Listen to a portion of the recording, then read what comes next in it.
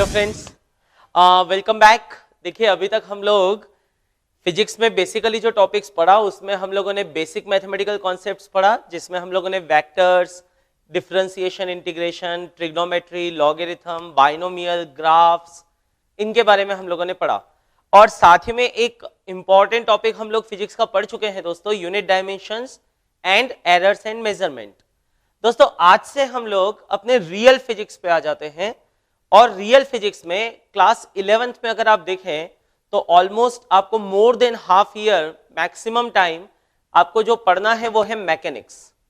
Now mechanics is all about machines. आप जो अपने आसपास देखते हो दोस्तों, आप जब आप मान लीजिए अपनी गाड़ी से जा रहे हैं और आप अपनी गाड़ी चलाते हो तो आप देखते हो उसका मोशन किस तरह से हो रहा होगा।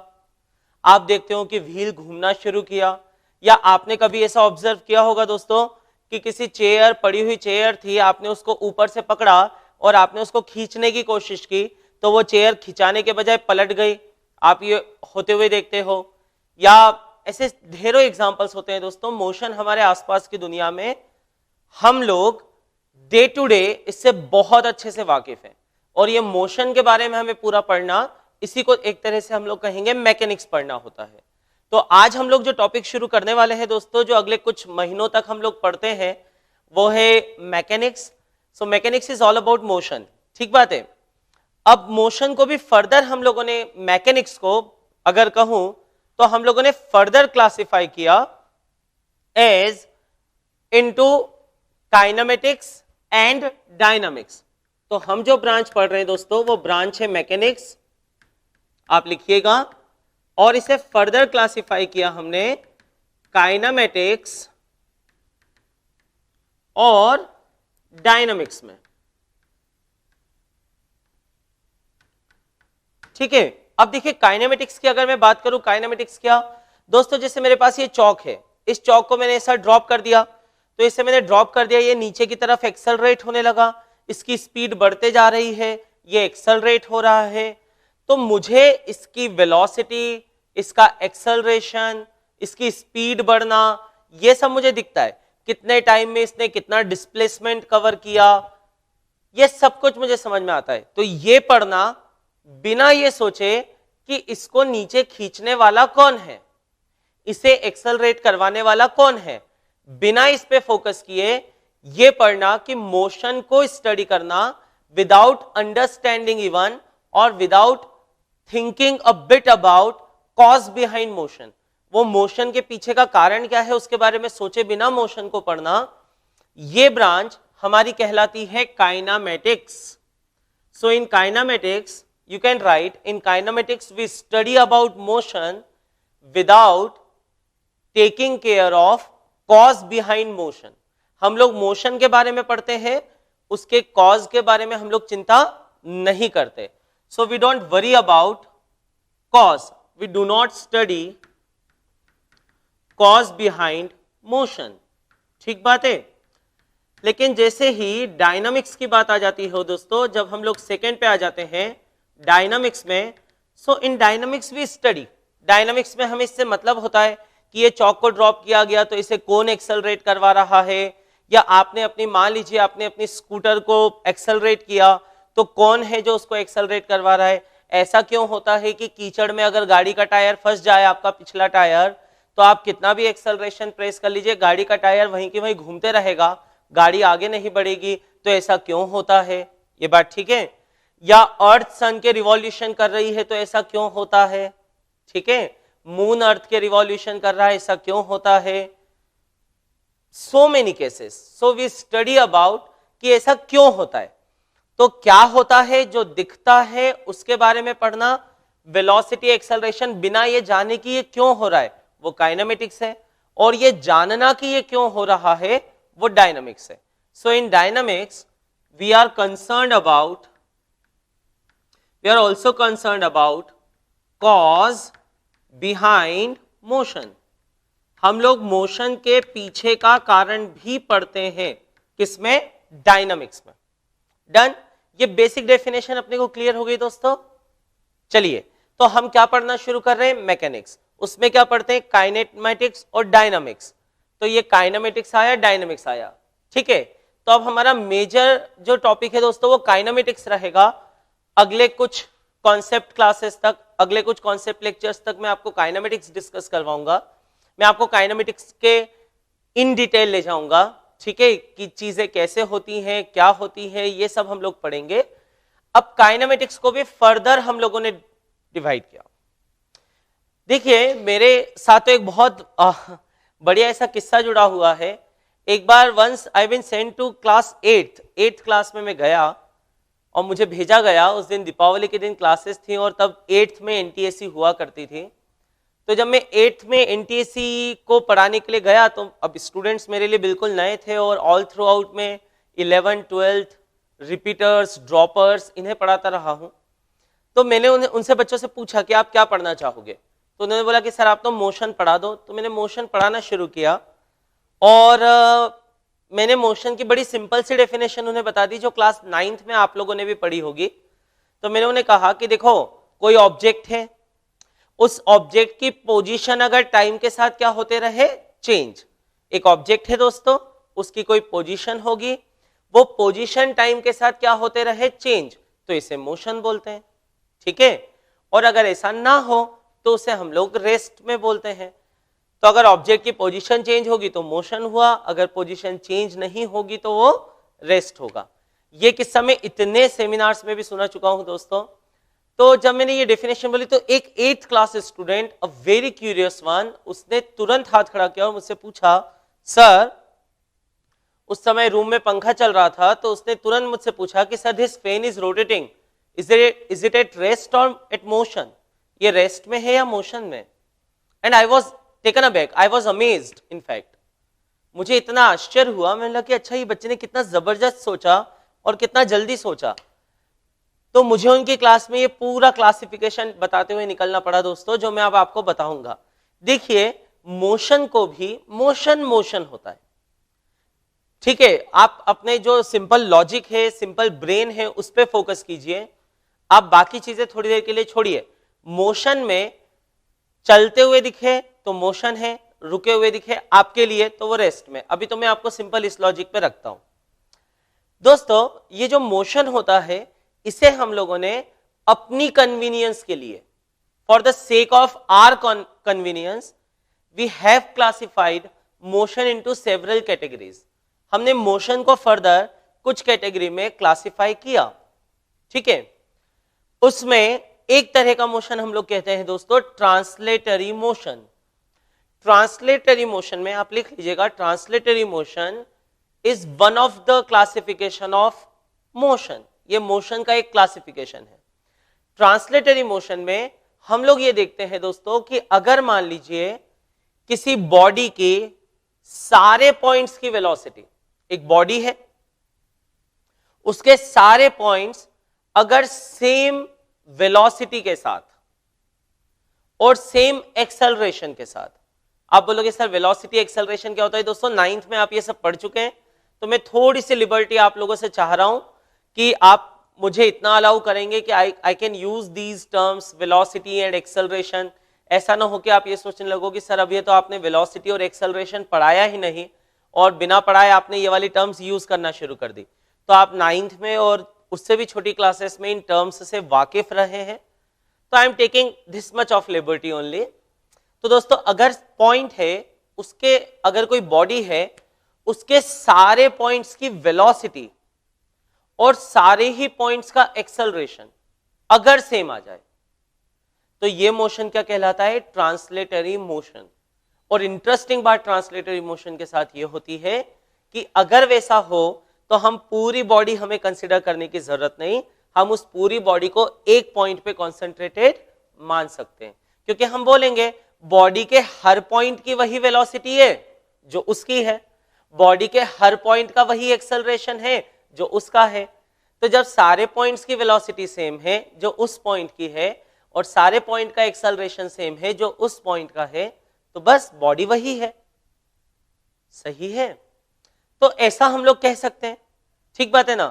जैसे एक एग्जांपल लेता हूं मैं, मान लीजिए जैसे मैंने एक हमारी शीट को लिया, एक पर्टिकुलर कॉन्सेप्ट शीट है दोस्तों मेरे पास। So I have taken this concept sheet. अब इसको देखिए मैं इस तरह से मूव करवाऊं, Now try to identify its motion. Try to identify. Look carefully. I am not moving it like this. No, not like this. No, certainly not. ऐसा मैं मूव करवा ही नहीं रहा हूं, बहुत ध्यान से देखना, ठीक है. What I am doing? ये शीट सीधे आपकी तरफ आई, पूरी सीधे मेरी तरफ आई, पूरी की पूरी शीट ऊपर की तरफ गई, पूरी की पूरी शीट नीचे की तरफ आई. Are you getting my point? Okay. Even in case of circular also, like what I am doing, moving sheet like this, ठीक है. So if moving sheet like this, which kind of motion is this? Translatory. Why?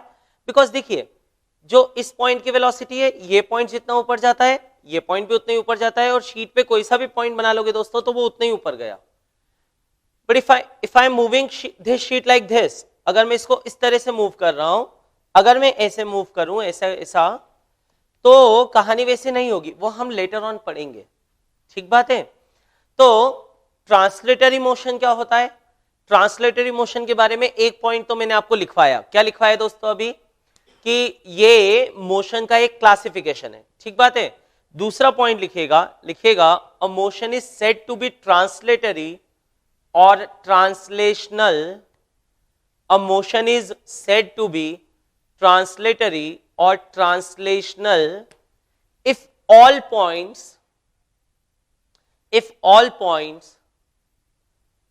of body have same velocity and same acceleration. If all points of body have same velocity and same acceleration, ठीक बात है. And in this case, और लिखेगा and in this case body can be assumed to be concentrated at one point. इसी point को हम लोगों ने बाद में बोलना शुरू कर दिया दोस्तों, सेंटर ऑफ मास. डेफिनेटली आपने इस तरह की एक टर्म सुनी होगी कि सेंटर ऑफ मास क्या होता है, तो इसको हमने क्या नाम देना शुरू कर दिया? COM, centre of mass. Done. ऐसा पूरी बॉडी को एक पॉइंट पे मान सकते हैं. फॉर एग्जाम्पल, जैसे मैं शीट को ऐसे घुमा रहा था ना दोस्तों, I was rotating sheet like this, so I can consider whole body to be concentrated at its center and revolve center like this. Centre को इस तरह से घुमाइए. आ गई बात समझ में? कोई डाउट तो नहीं इसमें? आगे बढ़े. तो दोस्तों आगे हम लोग बढ़े तो ट्रांसलेटरी मोशन एक हुआ. आप कहोगे सर कोई और मोशन भी होता है क्या? बिल्कुल होता है दोस्तों. अभी मैं आपको देखिए पहले ही दिन एकदम बहुत डेप्थ में सारी चीजें नहीं ले जाऊंगा, पर आपको पहले ही दिन कॉन्सेप्ट्स एकदम से क्लियर होना चाहिए. चलिए मैं आपसे पूछता हूं, क्या कोई मोशन प्योर ट्रांसलेटरी है या नहीं? आप मुझे अंदाजा बताइएगा. मान लीजिए आप अपनी फैमिली के साथ एक कार में जा रहे हैं, आपके father and mother, father is driving the car, आप बैक सीट पे बैठे हैं, ऐसा. तो क्या कार का मोशन ट्रांसलेटरी बोल सकते हैं क्या दोस्तों? मान लो you are moving in a straight line, तो कार का मोशन ट्रांसलेटरी बोल सकते हैं? तो आप बोलोगे sir can't say, because wheel is rotating, wheel is rolling, wheel roll कर रहा है, ठीक है, रोलिंग, यू अंडरस्टैंड, पक्का. तो क्या आपको ये देखना पड़ेगा कि कार पर एक एक पॉइंट लीजिए, आप कोई सा भी पॉइंट लीजिए, क्या सबकी वेलोसिटी बिल्कुल सेम हो गई है क्या? उत्तर मिलेगा नहीं. क्या सबका एक्सेलरेशन सेम हो गया है क्या? Again answer would be no. तो ना सबकी वेलोसिटी सेम हुई, ना सबका एक्सेलरेशन सेम हुआ, तो फिर ये प्योर ट्रांसलेटरी नहीं है. ठीक बात है, पक्का. तो प्योर ट्रांसलेटरी मोशन मिलना थोड़ा सा एक प्रैक्टिकल लाइफ में जरा मुश्किल ही होता है. प्योर किसी भी टाइप का मोशन मिलना, प्रैक्टिकल लाइफ में थोड़ी बहुत मिलावट हो ही जाती है, ठीक है, एकदम प्योर नहीं मिल पाता. लेकिन ऐसा है कि कॉन्सेप्ट समझा जा सकता है कि हम इसे क्या कहेंगे. देखिए ऐसे ही आप देखिए, जब वो फैन रोटेट कर रहा था, जैसा मुझे उस स्टूडेंट ने पूछा कि sir this fan is rotating, इसमें क्या हुआ दोस्तों? देखिए फैन के अलग अलग पॉइंट्स की स्पीड अलग अलग थी. फॉर एग्जांपल, एक फैन अगर मैं यहां पर ऐसा इमेजिन करूं कि ये फैन है और ये फैन ऐसे रोटेट कर रहा है, ठीक है, fan is rotating like this. तो दोस्तों ऐसा होगा कि ये वाला पॉइंट तो रेस्ट में है, दिस पॉइंट इज ए, ये तो हमेशा ही रेस्ट में, ये तो मूव कर ही नहीं रहा है दोस्तों, ये बात ठीक है. लेकिन ऐसा नहीं है कि सारे पॉइंट रेस्ट में है.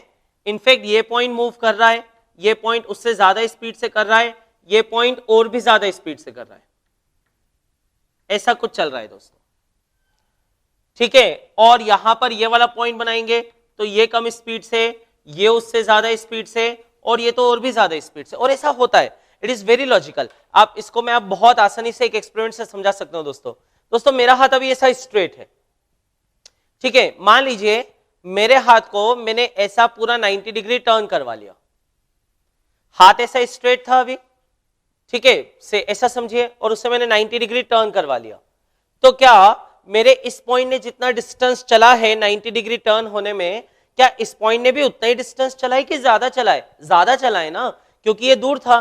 देखिए इसने बड़ा सर्कल लिया, सही है, क्योंकि ये बाहर की तरफ था।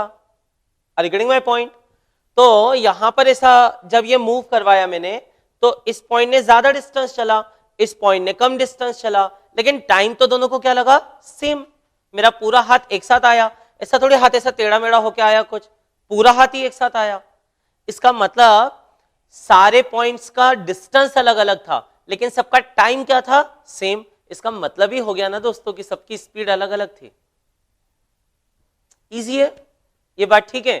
तो जब आपका फैन घूमता है तो सारे पॉइंट एक जैसी स्पीड से नहीं चलते, लेकिन एक इंटरेस्टिंग बात यह है, जब ये फैन घूमता है दोस्तों, तो मान लीजिए फैन की ये वाली ब्लेड, एक डायग्राम आपको बना देता हूं। मान लीजिए ये वाली ब्लेड टर्न होके यहां आ गई, ये वाली ब्लेड टर्न होके यहां चली गई, और ये वाली ब्लेड टर्न होके यहां चली गई। तो देखो यहां पे एंगल अगर 60 डिग्री घुमा है ये, तो इनफैक्ट सारे पॉइंट ही सेम टाइम में 60 डिग्री घूमे।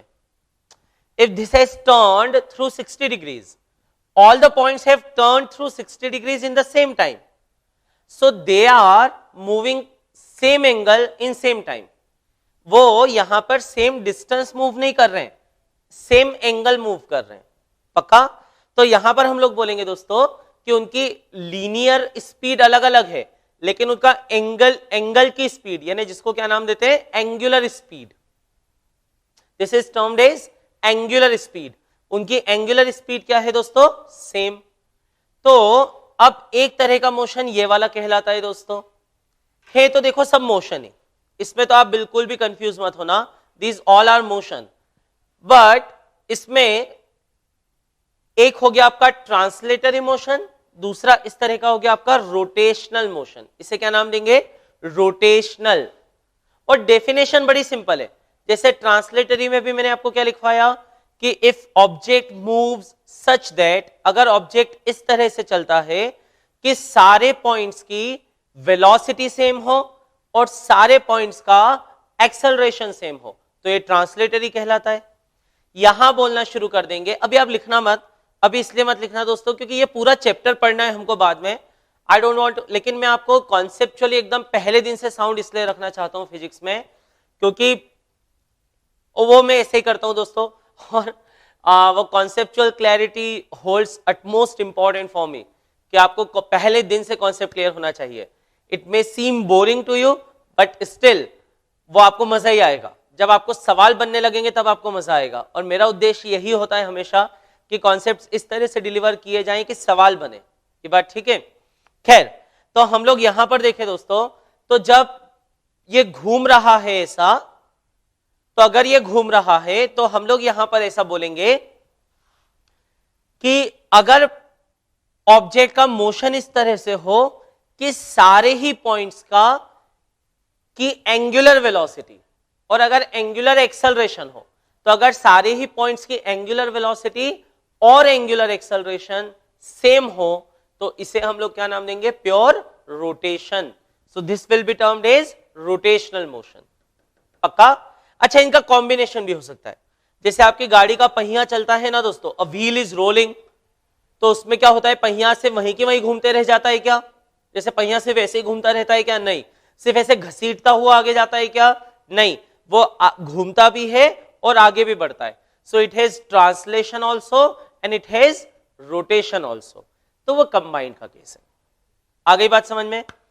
तो हम लोगों ने मैकेनिक्स के बारे में समझा, मैकेनिक्स को फर्दर मैंने क्लासिफाई किया काइनेमेटिक्स और डायनामिक्स के बारे में, और काइनेमेटिक्स में एक हमें पढ़ना है ट्रांसलेटरी मोशन, और उसमें भी हम लोग फिर पार्टिकल स्ट्रेट लाइन में चल रहा है या पार्टिकल प्लेन में चल रहा है। जैसे थोड़ा ऐसा ऑड एग्जाम्पल ध्यान आ रहा है, लेकिन आप ऐसा समझिए कि आपके स्कूटर का मोशन रोड पे कैसा होता है, प्लेन में होता है, अगर प्लेन माने तो, ठीक है। ऐसे ही अगर मैं बोर्ड पे कुछ भी लिख रहा हूं तो मेरे चौक का मोशन कैसा है दोस्तों, प्लेन में है, ठीक बात है। कोई पार्टिकल स्ट्रेट लाइन में चल रहा है, बिल्कुल चल सकता है, स्ट्रेट लाइन में चलता है, ठीक है। और एक कोई हाउस फ्लाई है, कोई मक्खी होती है, तो उसका अपने कमरे में मोशन कैसा होता है दोस्तों, 3 डायमेंशनल, ठीक है। तो motion in a straight line, motion in a plane, ये हमें 2 अलग अलग चैप्टर पढ़ना है। डन। तो ये तो अपनी बात होगी दोस्तों कि क्या पढ़ना है, कैसे पढ़ेंगे, मैकेनिक्स क्या होता है, फर्दर क्लासिफिकेशन क्या होते हैं, ट्रांसलेटरी क्या होता है, स्ट्रेट लाइन में मोशन क्या होता है, और सब कुछ। इतना तो आई होप आप सभी को समझ में आ गया होगा। अब पहली डेफिनेशन पे मैं आता हूं। अपनी कॉपी में सब हेडिंग डालिएगा दोस्तों, रेस्ट एंड मोशन। देखिए बड़ा इंटरेस्टिंग कॉन्सेप्ट अब मैं आपसे डिस्कस करने वाला हूं। इसमें कुछ कॉन्सेप्ट्स में आपको ऐसा लग सकता है कि सर हमने जो 9th में तक पढ़ा वो गलत था क्या, अभी तक हमको जो नॉलेज था वो गलत था क्या। मैं कहूंगा दोस्तों गलत नहीं था, लेकिन जैसे स्टेप्स होती है ना सीखने की, वहां पर वो ठीक था।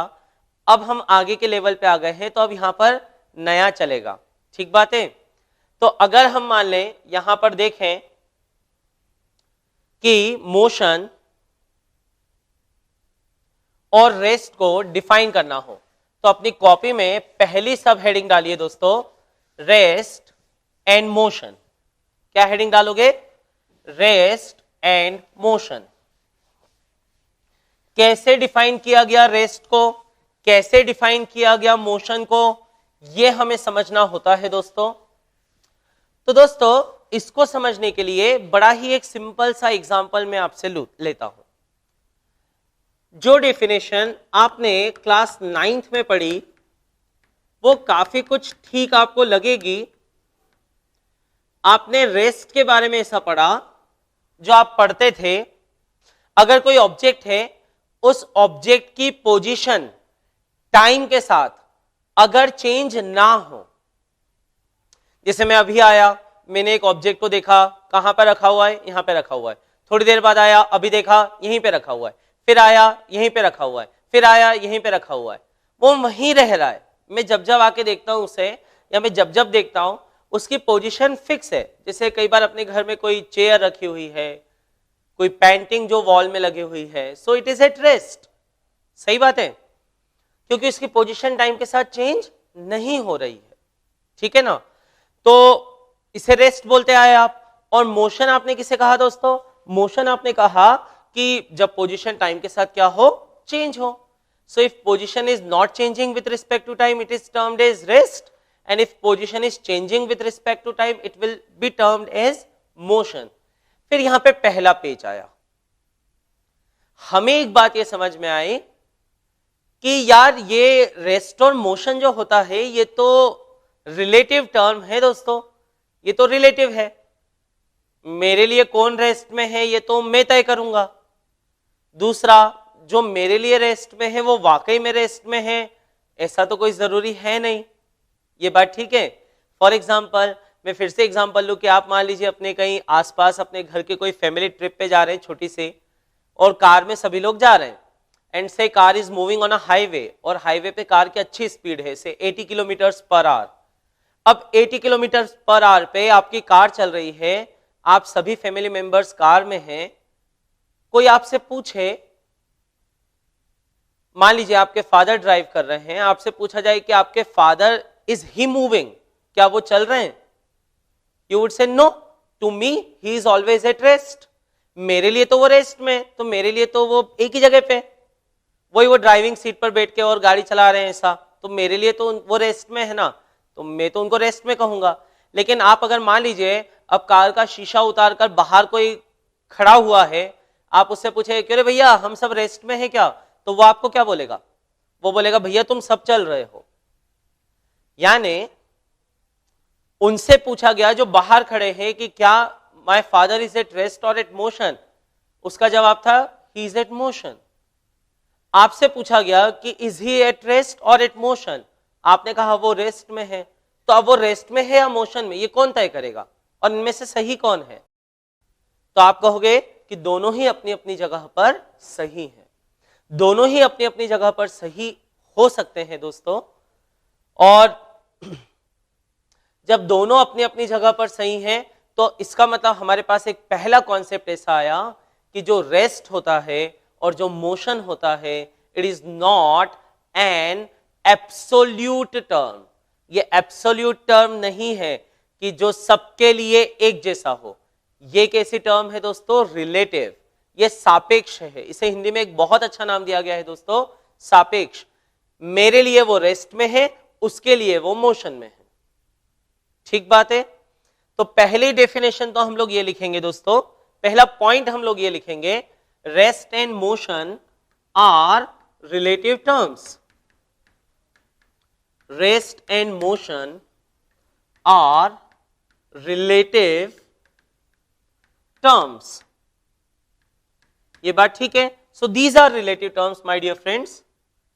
ठीक है। इसका एक और बहुत बेहतरीन एग्जांपल है जो मैं हमेशा लेता हूं, in fact when I take God's own secrets kind of seminar also, जिसमें आम जनता भी रहती है, साइंस सीकिंग स्टूडेंट्स के साथ, तो उसमें नॉर्मल ऑडियंस भी रहती है दोस्तों, जिनमें से कई लोगों का साइंस से कुछ लेना देना नहीं होता, लेकिन उन्हें भी मैं रिलेटिव समझाने के लिए ये टर्म यूज करता हूं।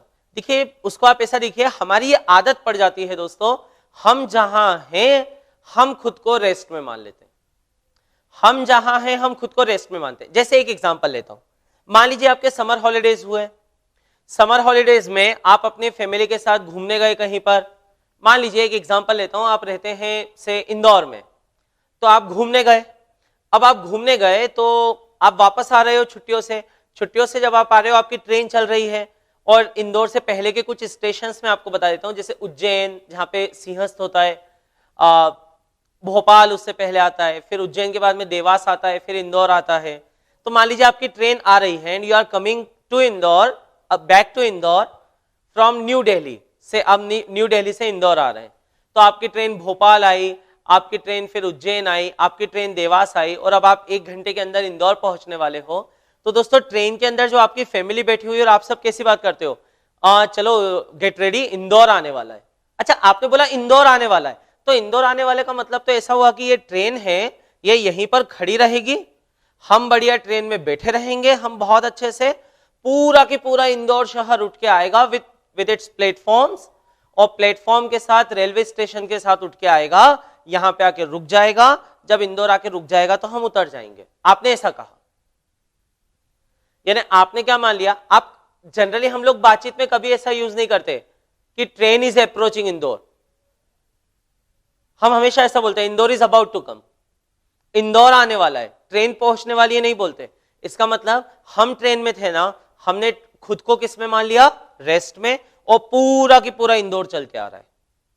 लेकिन अब मान लीजिए ये सीन पलट जाता है, आप छुट्टी हुई, लेकिन आप तो जेई की तैयारी कर रहे हो और आपको बहुत सारी पढ़ाई करना है, तो आप छुट्टियों पे नहीं जा पाए, लेकिन आपके पेरेंट्स गए। अब आपके पेरेंट्स वापस से आ रहे हैं, say from new Delhi side only, Indore ही आ रहे हैं, और अब आप उनको लेने प्लेटफॉर्म पे गए। अब प्लेटफॉर्म पे आप अपने दोस्त के साथ खड़े हुए हैं, तब आप ऐसा बोलते हो कि चलो रे चलो, पूरा सभी लोग, पूरा प्लेटफॉर्म और पूरा इंदौर चल रहा है ट्रेन के पास, नहीं। तब आप बोलते हो train is about to come. अंतर समझे आप? अंतर यह हो गया कि जब हम ट्रेन में खड़े हैं तो ट्रेन को रेस्ट में मानेंगे, इंदौर चल के आएगा, और जब हम प्लेटफॉर्म पे खड़े हैं तो हमारे लिए प्लेटफॉर्म रेस्ट में है, ट्रेन चल कर आएगी। यानी हम खुद के रिस्पेक्ट में चीजों को देखते हैं, हम खुद के चश्मे से चीजों को देखते हैं, हाँ या ना? तो जैसा हमारा चश्मा वैसी हमारे लिए दुनिया, ऐसा हो जाता है वो। तो रेस्ट और मोशन कैसे टर्म्स है दोस्तों? रिलेटिव टर्म्स है। पक्का? सो पहला पॉइंट अपना ये हो गया, rest and motion are relative term. अब मोशन को डिफाइन कैसे किया गया, तो उसमें भी मेरा एक ऑब्जेक्शन हमेशा रहता है दोस्तों। एक बड़ा ही इंटरेस्टिंग केस में आपसे लेता हूं। आपको एक खेल आपने कभी सुना है क्या? उसका नाम फुगड़ी। उस खेल को कहा जाता है फुगड़ी। फुगड़ी खेल में क्या होता है, जैसे 2 प्लेयर्स होते हैं फुगड़ी खेल में। ये मान लीजिए अपने 2 प्लेयर हैं फुगड़ी खेल में, और ये एक दूसरे का हाथ पकड़ के ऐसे गोल गोल घूमते रहते हैं, एक दूसरे का हाथ खींच कर रखते हैं और ऐसे गोल गोल घूमते रहते हैं ऐसा, ठीक है, ऐसे ऐसे करके घूमते रहते हैं। So like this they play Fugdi like this, हाँ या ना। तो जब आप फुगड़ी खेलते हैं तो दोस्तों इस प्लेयर को मैं ए नाम दे देता हूं, इस प्लेयर को मैं बी नाम दे देता हूं। अब जब ये फुगड़ी खेल रहे हैं, इनको ऊपर से देखा जाए तो ये प्लेयर ए है आपका, ये प्लेयर बी है, ये इधर जा रहा है, ये इधर जा रहा है, बिकॉज दे मूव टेंजेंशियली ना, ऐसा हम लोग पढ़ते हैं, ठीक है। अब आपसे पूछे, ए से कोई पूछे बताओ तुम्हारे रिस्पेक्ट में बी रेस्ट में है क्या, मतलब ए से पूछा गया कि तुम बताओ तुम्हारे लिए बी चल रहा है या रुका हुआ है। तो दोस्तों यहां पे एक बहुत कॉन्सेप्चुअल, एक बहुत मजेदार पॉइंट आता है। आप ये कहोगे कि मेरे लिए बी रेस्ट में है, ये बात ठीक है, मेरे लिए बी रेस्ट में है, क्यों? क्योंकि बी हमेशा मेरी आंखों के सामने है। मैं जब इधर घूम के जाता हूं तो बी भी घूम के आ जाता है, मैं इधर जाता हूं बी भी घूम के इधर आ जाता है, मैं इधर जाता हूं बी भी सामने आ जाता है। तो for me B is at rest, he is always in front of me. और अगर आप बी से पूछोगे कि बताओ ए तुम्हारे लिए रेस्ट में है या मोशन में, ए का भी कहना यही होगा।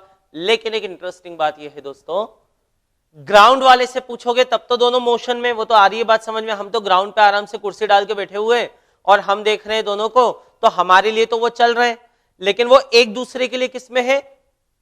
रेस्ट में है। लेकिन फिजिक्स ये बोलता है दोस्तों, एक बात बताओ, अगर कोई ट्रेन इधर ट्रेन की स्पीड से जा रही होती, मान लो ये ट्रेन है, इधर ट्रेन की स्पीड से जा रही है, और अगर कोई ट्रेन इधर ट्रेन की स्पीड से जा रही होती अपोजिट डायरेक्शन में, तो क्या ये दोनों ट्रेन से एक दूसरे के लिए रेस्ट में होती है या मोशन में? आपको कभी ना कभी अपनी लाइफ में तो ये एग्जांपल आया ही होगा दोस्तों, कि आपने कभी ट्रेन को देखा होगा तो पैरेलल पटरियों पर, on parallel tracks, suppose if train is moving in the direction same as that of yours, एक आपकी ट्रेन इधर जा रही है, एक और ट्रेन उधर जा रही है, तो आपको ऐसा लगता है कि उस ट्रेन को ओवरटेक करने में कितना ज्यादा टाइम लग रहा है, लेकिन वही ट्रेन अपोजिट डायरेक्शन में आती है तो आपको लगता है फटाफट ओवरटेक हो गई, नॉट ओवरटेक, क्रॉस हो गई। पक्का? तो ऐसा क्यों हुआ? ऐसा इसलिए हुआ क्योंकि आप बोलते हो कि सर हम 10 से उधर जा रहे थे, वो ट्रेन 10 से इधर आ रही थी, तो हमारे लिए तो वो ट्रेन 20 से आ रही थी, दोनों बहुत तेजी से चल रही थी। तो फिर यहां पे ऐसा क्या हो गया? यहां पर ए इधर जा रहा है दोस्तों v से, बी इधर जा रहा है v से, these two are moving opposite to each other, then why did you say कि ये रेस्ट में है? फिर आपने ऐसा क्यों कहा था कि ये रेस्ट में है एक दूसरे के रिस्पेक्ट? तो दोस्तों कहीं ना कहीं ये जो डेफिनेशन है इसी में झोल है, ये जो डेफिनेशन है इसमें ही कुछ ना कुछ गड़बड़ी है। जब आप ऐसा कहना शुरू कर देते हो कि कोई ऑब्जेक्ट अगर पोजीशन चेंज नहीं कर रहा है मेरे लिए तो वो रेस्ट में है, और अगर कोई ऑब्जेक्ट मेरे लिए पोजीशन चेंज कर रहा है तो वो मोशन में है, इसी में झोल लग रहा है मुझे तो। क्योंकि यहां पे ए के रिस्पेक्ट में बी तो पोजीशन ही नहीं बदल रहा, हमेशा उसके सामने, बी के लिए ए तो पोजीशन ही नहीं बदल रहा, हमेशा उसके सामने।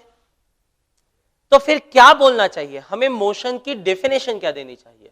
तो दोस्तों मोशन की सबसे बेहतर डेफिनेशन जो मुझे लगती है, बड़ी सिंपल डेफिनेशन, मैं ऐसा कहूंगा, रेस्ट एंड मोशन, मैंने आपको एक पॉइंट तो लिखवा दिया, रिलेटिव टर्म्स, इसी को आप साथ में ऐसा लिख लीजिएगा, means these are frame dependent, ये फ्रेम डिपेंडेंट है,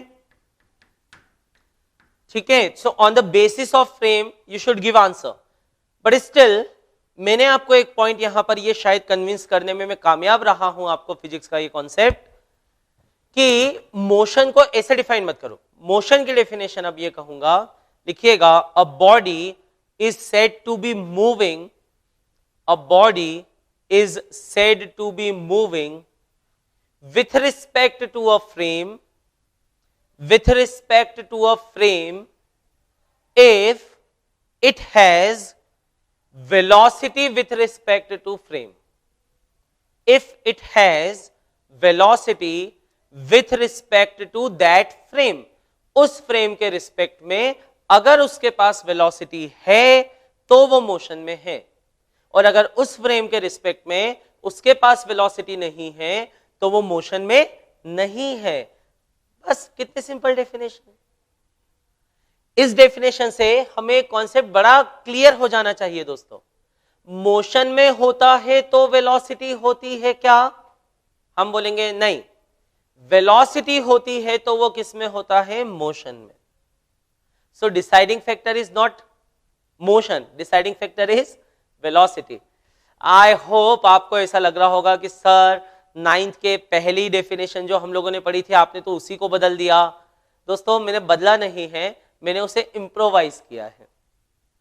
आप आज भी ऐसा समझ सकते थे और ऐसा पढ़ सकते थे कि अ बॉडी इज एट रेस्ट, तो पोजीशन चेंज ना हो तो रेस्ट में है, पोजीशन चेंज हो तो मोशन में चलेगा। लेकिन यहां पे पोजीशन चेंज नहीं हो रही है उसके लिए, फिर भी वो मोशन में है।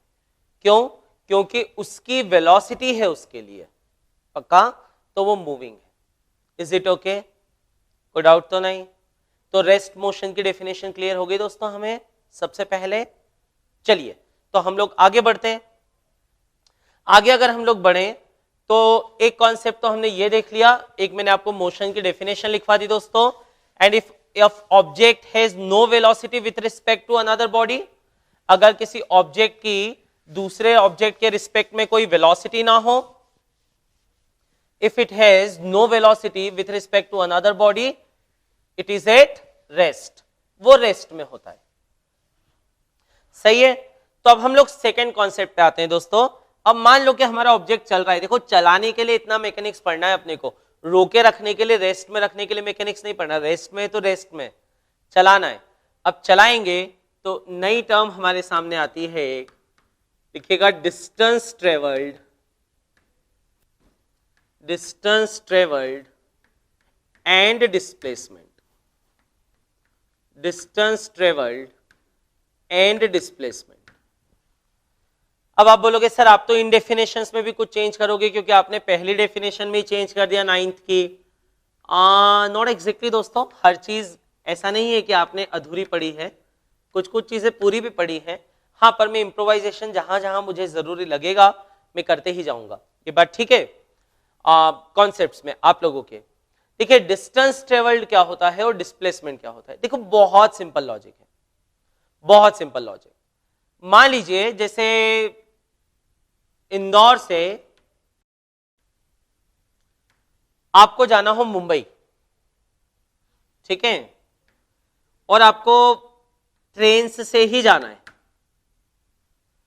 तो अभी हमारे क्या क्या है दोस्तों इंदौर में कि बेसिकली अभी इंदौर से मुंबई की जो डायरेक्ट ट्रेन है उसमें बीच में कुछ लाइंस बनी हुई नहीं है, तो वो ट्रेन ऐसे डायरेक्ट नहीं है इंदौर से मुंबई वाली। तो इंदौर से जितनी भी ट्रेन मुंबई जाती है ना, वो सब इंदौर से पहले ऐसे रतलाम, वडोदरा, सूरत होके मुंबई जाती है। ठीक है, कोई सी भी ट्रेन से हम लोग जाएं, अगर हमें इंदौर से मुंबई जाना है तो हमको यही रास्ता लेना पड़ता है, या फिर हम इंदौर से पहले भोपाल जाएं, भोपाल से मुंबई उल्टा जाएं, वो अलग बात है, पर वो ट्रेन का ट्रैक यही है।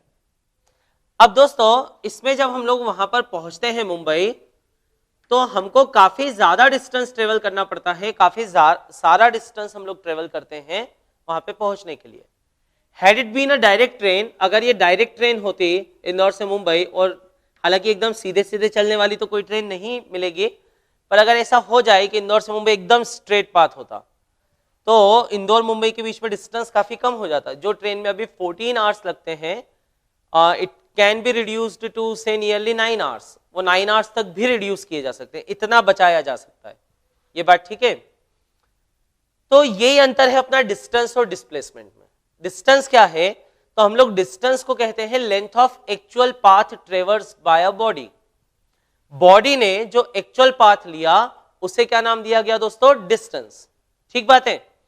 और बॉडी ने जो एक पॉइंट से दूसरे पॉइंट तक जाने का जो सबसे छोटा रास्ता हो सकता था, जो कि नेसेसरीली एक स्ट्रेट लाइन होगा, सीधे सीधे जाएगी, वो क्या होता है? Displacement.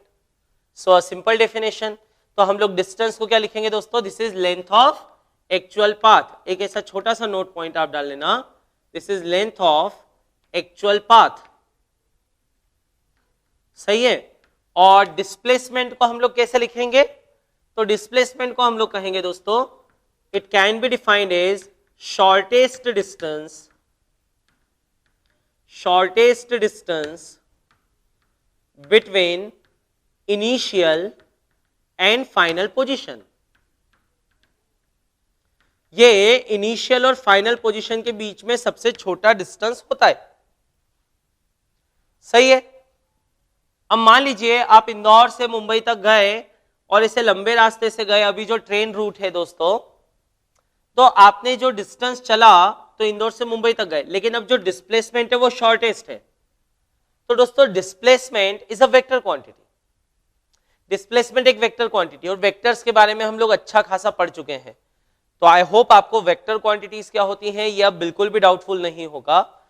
Displacement is a vector quantity. अब वेक्टर है तो उसमें दो चीजें बतानी पड़ेंगी, एक तो उसका मैग्नीट्यूड बताना पड़ेगा, दूसरी उसकी क्या बतानी पड़ेगी दोस्तों, डायरेक्शन बतानी पड़ेगी।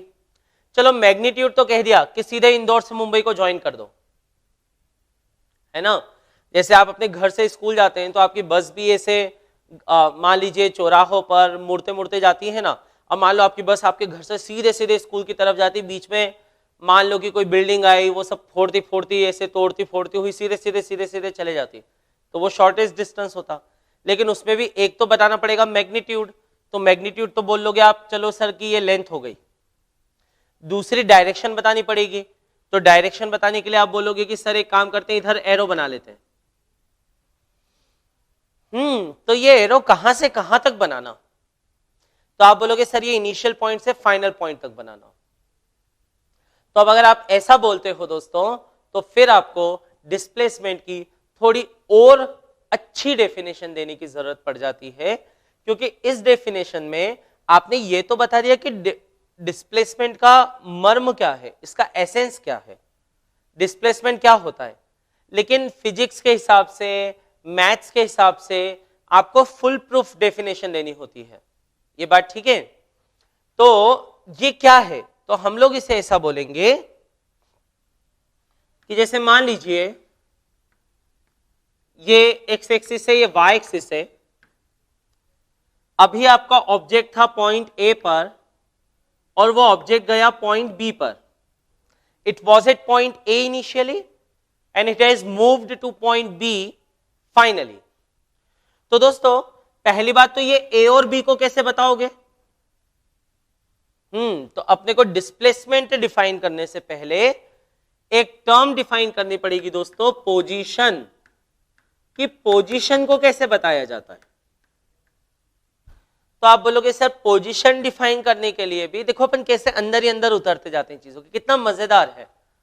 ठीक है, इतनी बार पढ़ा चुका हूं मैं, सैकड़ों बार पढ़ा चुका हूं, लेकिन आज भी जब भी ये टॉपिक्स पढ़ाता हूं, जब भी ये टॉपिक्स स्टार्ट करता हूं, जब भी फिजिक्स पढ़ाता हूं दोस्तों, you can always see that smile on my face. Why? Because I love this. मतलब मुझे तो पसंद है ये, मैं पैशन ये है कि वो हमेशा मजा आता है। खैर, तो पोजीशन हम लोग पोजीशन डिफाइन करनी पड़ेगी। तो आप लोग कहोगे सर पोजीशन डिफाइन करने से पहले भी आपको एक चीज डिफाइन करनी पड़ेगी। मैं कहूं क्या, तो आप बोलोगे सर पोजीशन डिफाइन करने से पहले भी आपको ये तो डिफाइन करना पड़ेगा कि ओरिजिन कहां है।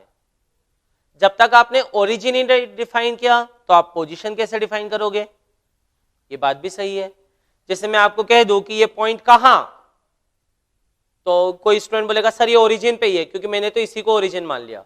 कोई बोलेगा सर मैंने उस कॉर्नर को ओरिजिन माना था कम रूम के, तो सर उसके लिए पोजीशन है। कोई बोलेगा नहीं सर ओरिजिन तो ठीक इसके नीचे था तो इसकी पोजीशन अलग है। So many students may give so many answers ना।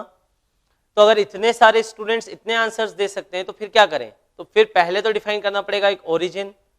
उस ओरिजिन से उस पॉइंट को ज्वाइन करते हैं। जैसे अभी बोर्ड में आप देखिए, तो बोर्ड में यहां पर मैंने डिफाइन कर दिया ओरिजिन, और ये मेरा पॉइंट ए है, तो मुझे ओ से किसको ज्वाइन करना चाहिए, ए को। तो ओ से अगर ए को ज्वाइन किया तो ये ओ ए वेक्टर कहलाता है। इसे आप, ये कोई नया नहीं है दोस्तों, आपने डेफिनेटली मेरी वेक्टर्स के सारे कॉन्सेप्ट लेक्चर्स देखे होंगे, प्रैक्टिस की होगी। नहीं देखे हैं तो पहले वेक्टर्स और थोड़ा कैलकुलस पढ़ना जरूरी है। चलो कैलकुलस तो बाद में भी थोड़ा चल जाएगा, एक दो टर्न बाद काम आएगा, लेकिन वेक्टर्स की जरूरत ज्यादा पड़ती है। तो तो ये OA वेक्टर क्या कहलाता है दोस्तों? OA कहलाता है आपका पोजीशन वेक्टर ऑफ A। ये A का पोजीशन वेक्टर कहलाएगा। ठीक बात है। तो यहां पे पार्टिकल था तो उसके पोजीशन वेक्टर को मैंने लिख दिया RI, this is initial. Done. वो पॉइंट B पर पहुंच गया। अच्छा, वो B पर उसकी मर्जी से गया। देखो, B पर उसकी मर्जी से गया मतलब रास्ता उसको अख्तियार करने की इजाजत है। तो मान लो वो B पर ऐसे पहुंच गया, A से B पर कुछ भी रास्ता लेकर, तो आप फाइनली वो B पर पहुंचाना तो उसको B से ज्वाइन करो।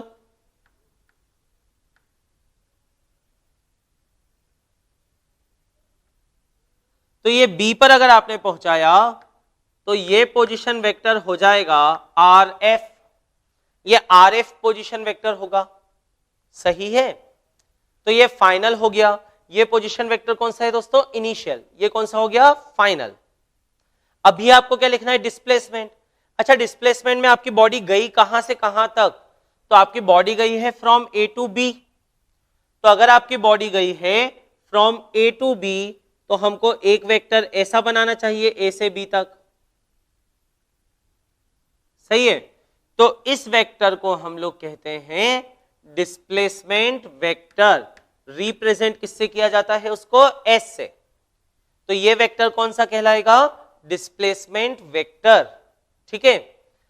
अब देखो, ट्राइंगल लॉ पढ़ा हुआ है दोस्तों, ट्राइंगल लॉ। तो ये O से A गए, जहां पे A खत्म हुआ वहां से B गए, और फिर B से अगर ट्राइंगल कंप्लीट करना था तो O तक आना था, लेकिन B से O आने के बजाय O से B गए। This we have already studied ना। ये कौन सा लॉ होता है? Triangle law. क्या कहता था वो? कि अगर दो वेक्टर्स को ट्राइंगल की दो कॉन्सिक्यूटिव साइड से आप बताएं तो जो थर्ड वेक्टर होता है अपोजिट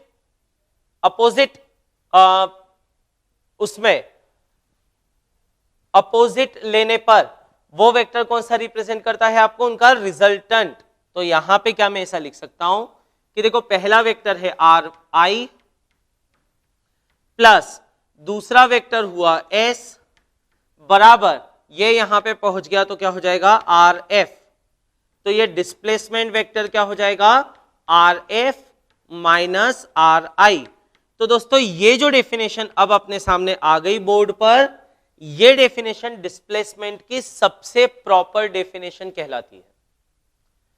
तो अब आपसे कोई पूछे, देखिए अब आप 11th में हो, ठीक है, आप ये लेक्चर्स देख रहे हो तो अब आप हाई लेवल पे हो थोड़ा, तो हाई लेवल पर हो तो आपके आंसर्स भी वैसे ही सटीक, आपके आंसर भी वैसे ही एक्यूरेट, वैसे ही प्रिसाइज होने चाहिए। तो दोस्तों अब अगर आपसे कोई पूछे कि डिस्प्लेसमेंट क्या होता है, तो अब अपने को 9th का आंसर ये नहीं करना कि shortest distance between initial and final position, ये इनिशियल पोजीशन और फाइनल पोजीशन के बीच में सबसे छोटा डिस्टेंस होता है, ऐसा नहीं बोलना। अब हम कैसे बोलेंगे? Displacement is defined as final position vector minus initial position vector. Displacement is defined as RF minus RI, और RF क्या है यहां पे? फाइनल पोजीशन वेक्टर, और RI क्या है यहां पर? Initial position vector. Is it okay? Is it okay? ये बात ठीक है। चलिए मैं एक दो एग्जांपल लेता हूं आपको, बहुत अच्छे और प्रैक्टिकल एग्जांपल लेता हूं, लाइव एग्जांपल लेता हूं दोस्तों, और आप मुझे बताना उस केस में आपका आंसर क्या होता। ठीक है, आप कैसे आंसर करते? केस वन, एक पार्टिकल तुम्हारा सर्कल पे घूम रहा है, ठीक है, और सर्कल पे घूमना जब उसने शुरू किया तो उसने पॉइंट ए से शुरू किया और घूम के वापस से पॉइंट ए पर आ गया। मैं आपसे पूछूं क्या है डिस्प्लेसमेंट, तो आप कहोगे 0, क्योंकि जहां से शुरू किया था वापस से घूमकर वहीं पर आ गया। अच्छा, मैं आपसे पूछूं ए से घूमना शुरू किया और बी तक आ गया इस तरह से कि दिस इज 90, तो आप बोलोगे सर ये R है, ये R है, तो डिस्प्लेसमेंट की लेंथ कितनी है? R√2, शॉर्टेस्ट डिस्टेंस बना रहे। वेक्टर कहां पे फायदा दे देता है मैं आपको बताता हूं। आपको किसी ने कहा कि एक पॉइंट पहले 2,1,3 पे था, अब वो पॉइंट मान लो -1,2,1 पे आ गया। तो पॉइंट पहले कहां पे था 2,1,3 से, अब पॉइंट उठ के कहां गया -1,2,1। आपसे सामने वाले ने पूछ लिया बताओ डिस्प्लेसमेंट का मैग्नीट्यूड क्या, और साथ में ये भी बताओ कि डिस्प्लेसमेंट की डायरेक्शन क्या है।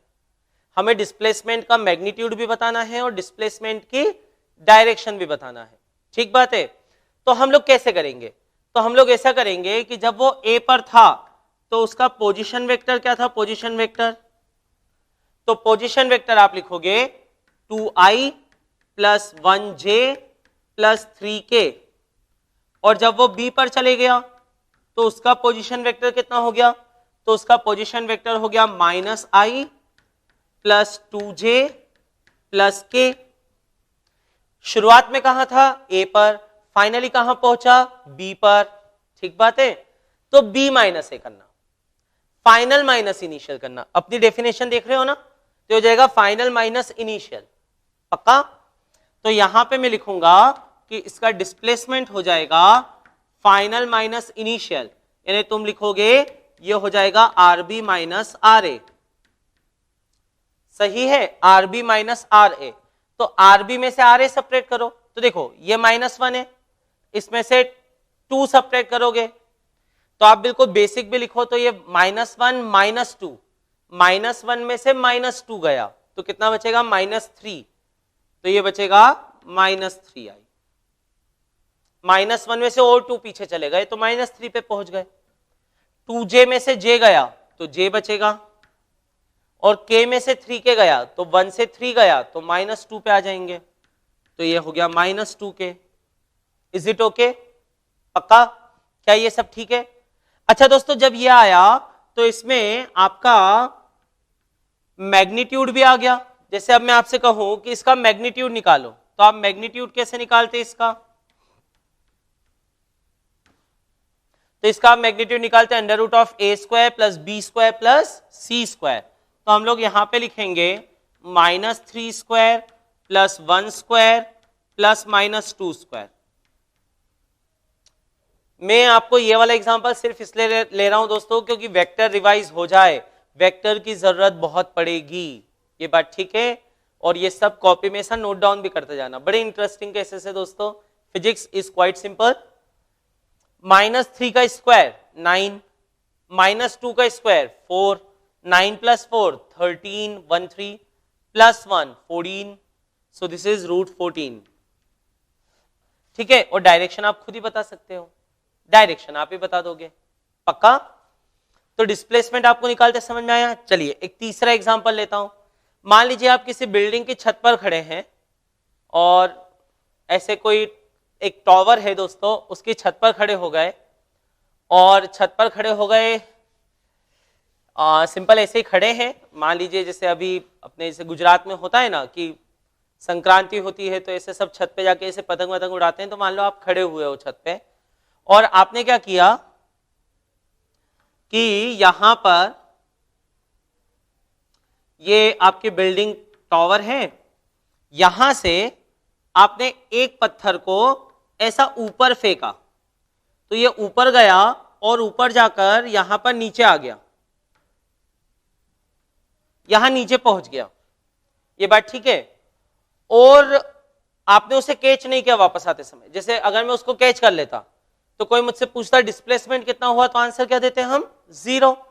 लेकिन अभी हमने कैच नहीं किया, अभी हमने उसको आने दिया नीचे कि चलो आने दो इसको, ठीक है।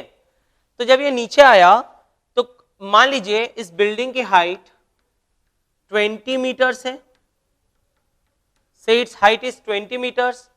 सो if someone ask you what is the displacement of this chalk और दिस बॉल, इसका डिस्प्लेसमेंट कितना हुआ, तो आप ये बोलोगे कि देखो यार पॉजिटिव वाई एक्सिस तो ऊपर मानी जाती है, अपने नियम है कि पॉजिटिव एक्स एक्सिस लेना अपने को इस डायरेक्शन में और पॉजिटिव वाई एक्सिस लेना ऊपर, तो ये किधर मानी जाती है, इसे ऊपर, ठीक बात है। तो हम यहां पर ऐसा बोलेंगे कि हम क्यों ना इसी को ओरिजिन मान लें, ये ओरिजिन है, बॉल ऊपर कहां तक गई अभी छोड़ते हैं उसको, बिल्डिंग की हाइट 20 है तो ये ओरिजिन से नीचे आए ना तो इसकी पोजीशन -20 है। तब आप सिंपल लॉजिक लगाओ, आपको इससे कोई मतलब नहीं होता दोस्तों कि बॉल कितना ऊपर गई फिर रुकी फिर नीचे आई, you are least concern, even not concerned about that, और ये फायदा भी देता है। अभी आगे जब हम लोग न्यूमेरिकल्स करेंगे तो आपको बड़ा मजा आएगा कि ये जो वेक्टर में हम लोग पढ़ते हैं ये थोड़ा सा अपने को ऐसा लग सकता है परेशान करने वाला, पर अच्छी बात ये हो जाती है कि अगर आप इस तरह से ध्यान रखें तो आपको सवाल करने में बड़ी आसानी हो जाती है। जैसे यहां पर हमें इससे मतलब नहीं होता कि ये बॉल कितनी ऊपर गई फिर रुकी फिर नीचे आई, इससे कोई मतलब नहीं होता। हमें बस ये देखना है इनिशियल कहां पर थी, ओरिजिन पर। तो कोई आपसे पूछे कि इनिशियल पोजीशन क्या थी यहां पर, तो आप बोलोगे इनिशियल पोजीशन थी ओरिजिन। फाइनल पोजीशन क्या हो गई, तो फाइनल पोजीशन आपका हो गया -20 जे, ये नीचे की तरफ गया तो -20 जे। तो कोई आपसे पूछे डिस्प्लेसमेंट कितना हुआ, डिस्प्लेसमेंट, तो डिस्प्लेसमेंट आप बोल दोगे final position minus initial position, तो final position minus initial position के हिसाब से ये हो जाएगा -20 जे। क्या ये क्लियर हो गया, ये -20 जे हो जाएगा। आई ना बात समझ में पक्के से, सो इजी। तो डिस्प्लेसमेंट डाउनवर्ड्स है और 20 है, -20 जे का तो यही मतलब है। डन, कितना कैसे आया उससे हमें कोई मतलब नहीं होता। अब 2 पॉइंट बड़े खास लिखिए दोस्तों। दोस्तों इस पॉइंट के कोऑर्डिनेट क्या होंगे, ये तो इससे तय होगा कि तुमने ओरिजिन कहां माना, where you have considered origin, आपने ओरिजिन कहां माना उससे तय होगा। लेकिन एक बात बताइए, ए से बी जाना और ये वाला वेक्टर, इसको फर्क पड़ेगा क्या कि तुमने ओरिजिन कहां लिया। जैसे मान लो कोई स्टूडेंट बोले कि सर मैं एक नए कोऑर्डिनेट सिस्टम पे काम कर रहा हूं अभी जो यहां पर है, मेरे लिए ए का पोजीशन वेक्टर ये वाला है, मेरे लिए बी का पोजीशन वेक्टर ये वाला है। आप बोर्ड पे ध्यान से देखिएगा, मेरे लिए ए का पोजीशन वेक्टर ये है, बी का ये है, सो व्हाट, ए बी तो यही रहेगा, पक्का ना। ए बी में चेंज आया क्या, नहीं। ए और बी की पोजीशन में चेंज आया क्या, हाँ। तो 2 पॉइंट बड़े खास, एक ये लिख लीजिएगा दोस्तों, ये कॉन्सेप्चुअल पॉइंट्स हैं और ये आपके स्कूल एग्जाम से लेकर कॉम्पिटिटिव सभी में बहुत काम का होता है। लिखिएगा, position vector of a point, position vector of a point depends upon choice of origin, choice of origin, ठीक बात है। बट डिस्प्लेसमेंट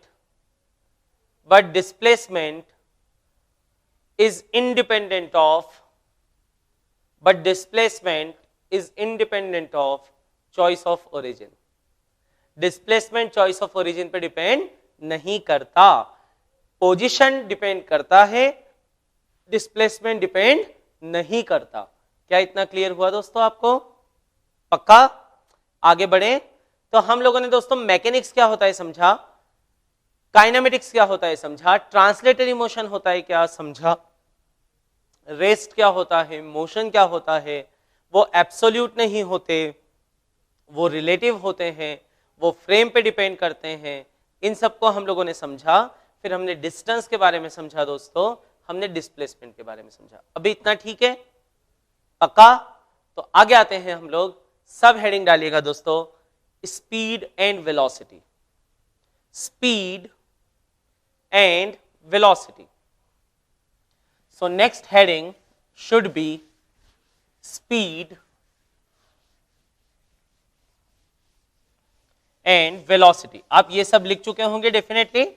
और दोस्तों अब ये स्पीड वेलोसिटी का मतलब क्या, देखिए लॉजिक बड़ा सीधा है और लॉजिक बड़ा सिंपल है।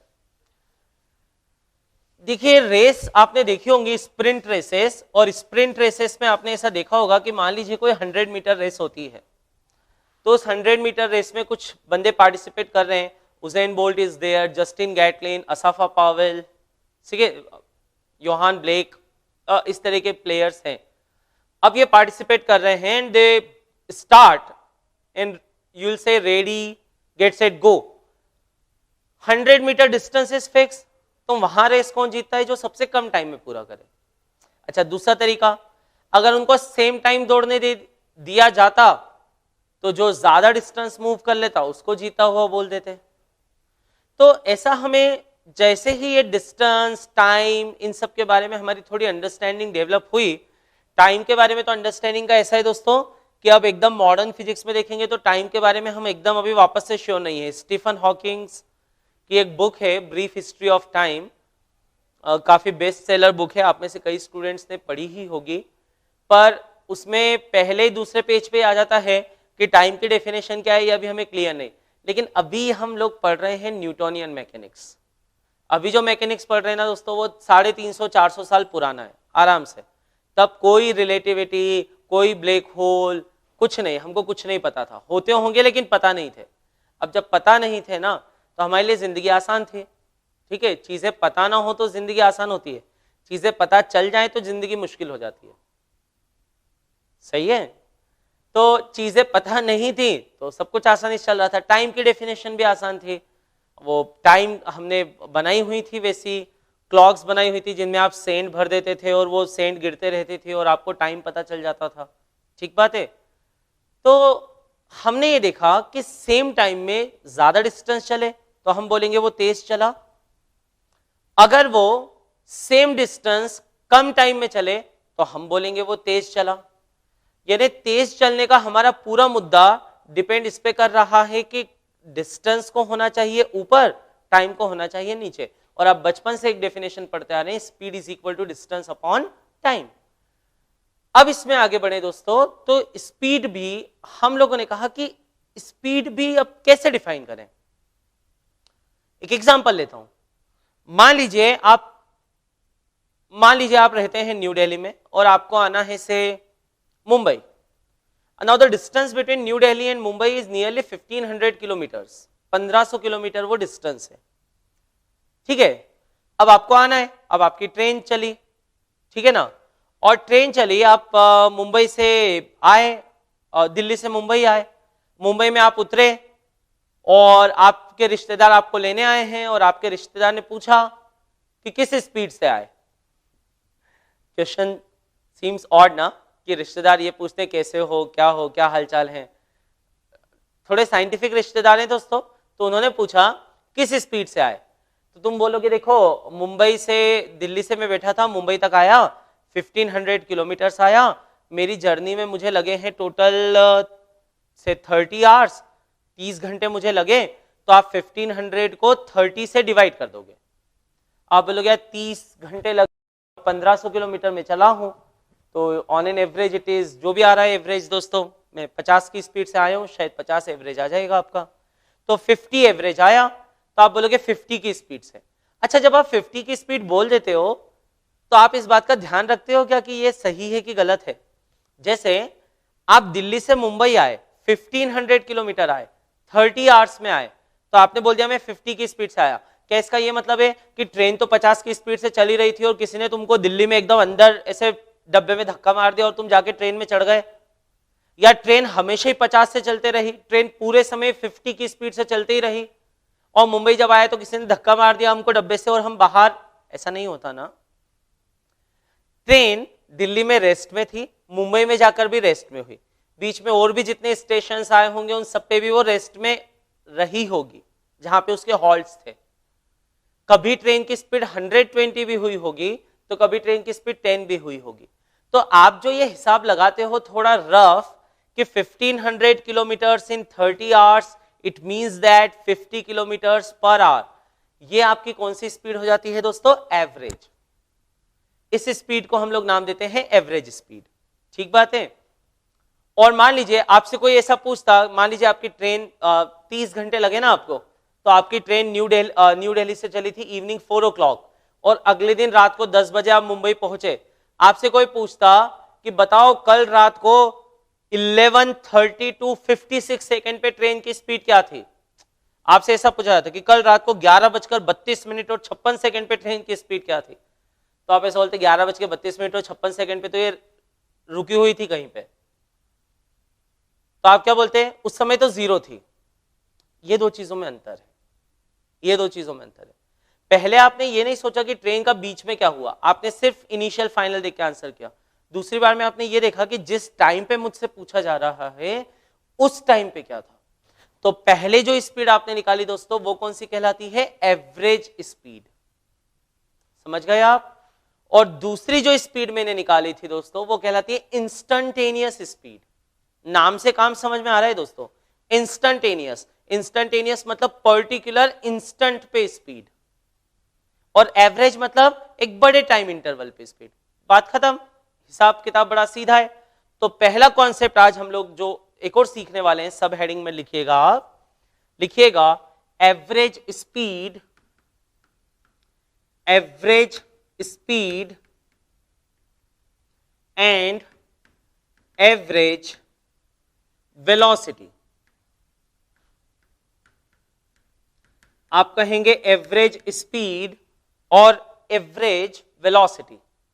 एवरेज स्पीड को हम लोग कैसे डिफाइन करेंगे, जैसे आपकी ट्रेन दिल्ली से मुंबई तक आई तो मैंने डिफाइन किया, एवरेज स्पीड क्या हो जाएगी दोस्तों, सीधे सीधे बोलो कि एवरेज स्पीड हो जाएगी total distance travelled upon total time taken. ठीक बात है। तो एवरेज स्पीड का मतलब यह होता है इट इज, डेफिनेशन लिखिएगा, total distance travelled upon total time taken.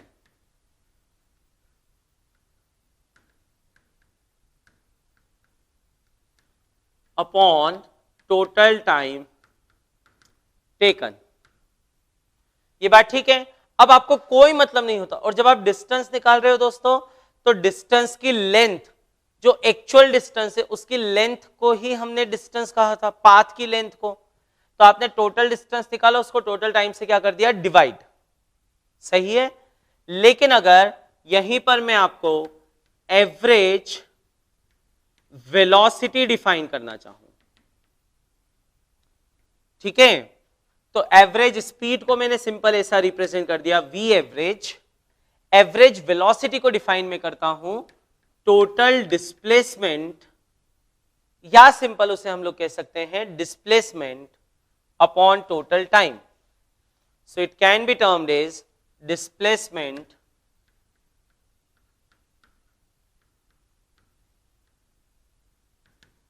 Upon total time.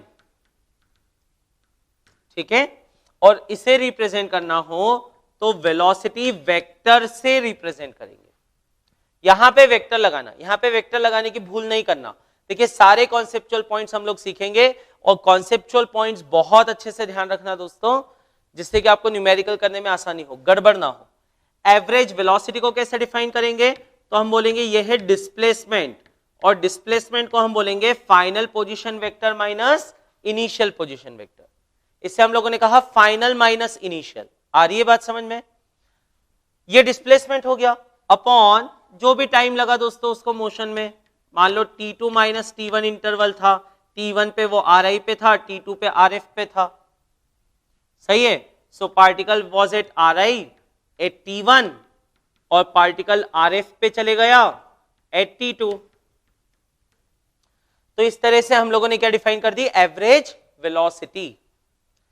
सही है। अच्छा एक बात बताओ, अब कुछ कॉन्सेप्चुअल पॉइंट्स आपको लेता हूं, बहुत ध्यान से जवाब देते जाना और बहुत ध्यान से सोचना। किसी पार्टिकल की एवरेज वेलोसिटी 0 है, इसका मतलब एवरेज स्पीड भी 0 होना जरूरी है क्या?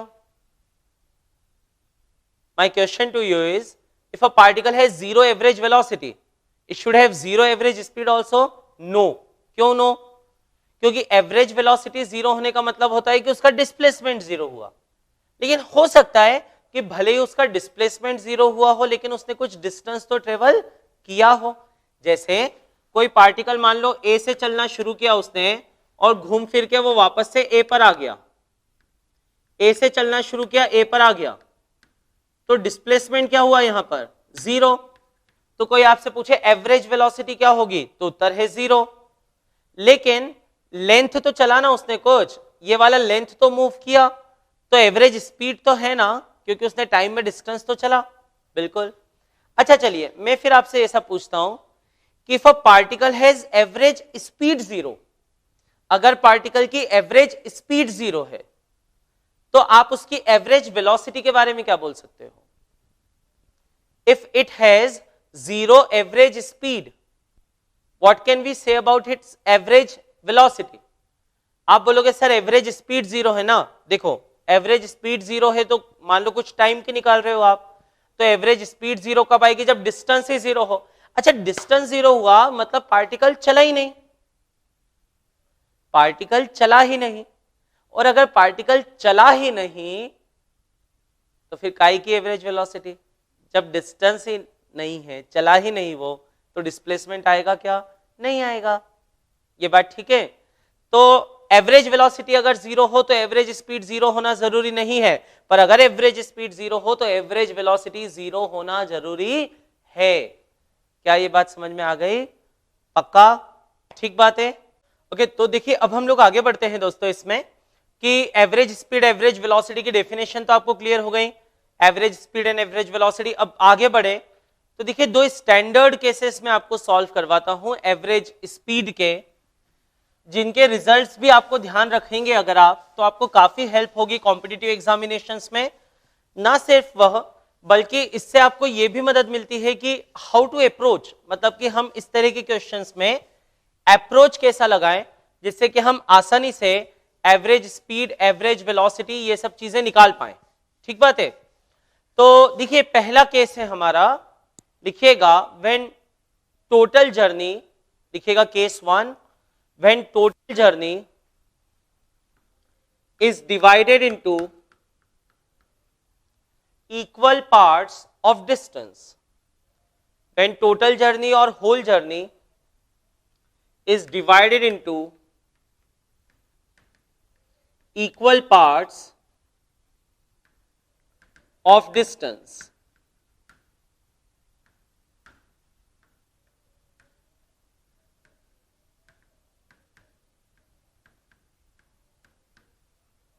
ये बात ठीक है?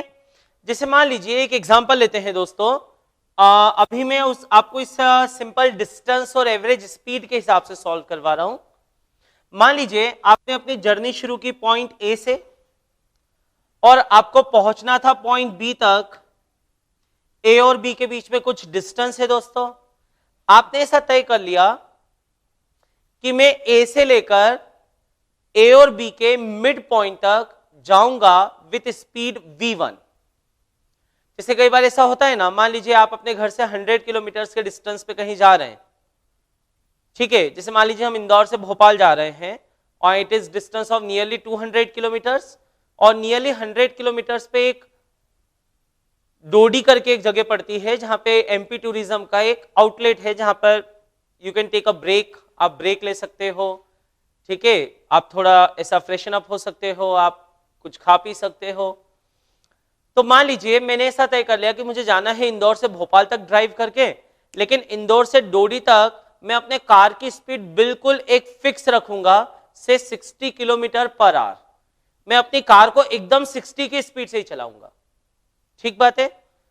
और अब डोडी हुआ, डोडी जैसे ही आया, मान लीजिए मैं वहां पे रुका नहीं, लेकिन मैंने ऐसा तय किया था कि जैसे ही डोडी क्रॉस होगा मैं अपनी कार की स्पीड एकदम फिक्स कर दूंगा। आगे के रोड में अच्छा है रोड तो, या कुछ प्रॉब्लम है तो मैं अपनी स्पीड, अच्छा रोड है तो थोड़ी सी बढ़ा लेता हूं, कि मैं अपनी स्पीड एकदम फिक्स कर दूंगा और मैं अपनी स्पीड रखूंगा 80 किलोमीटर पर आवर, कि एकदम fix 80 kilometre per hour.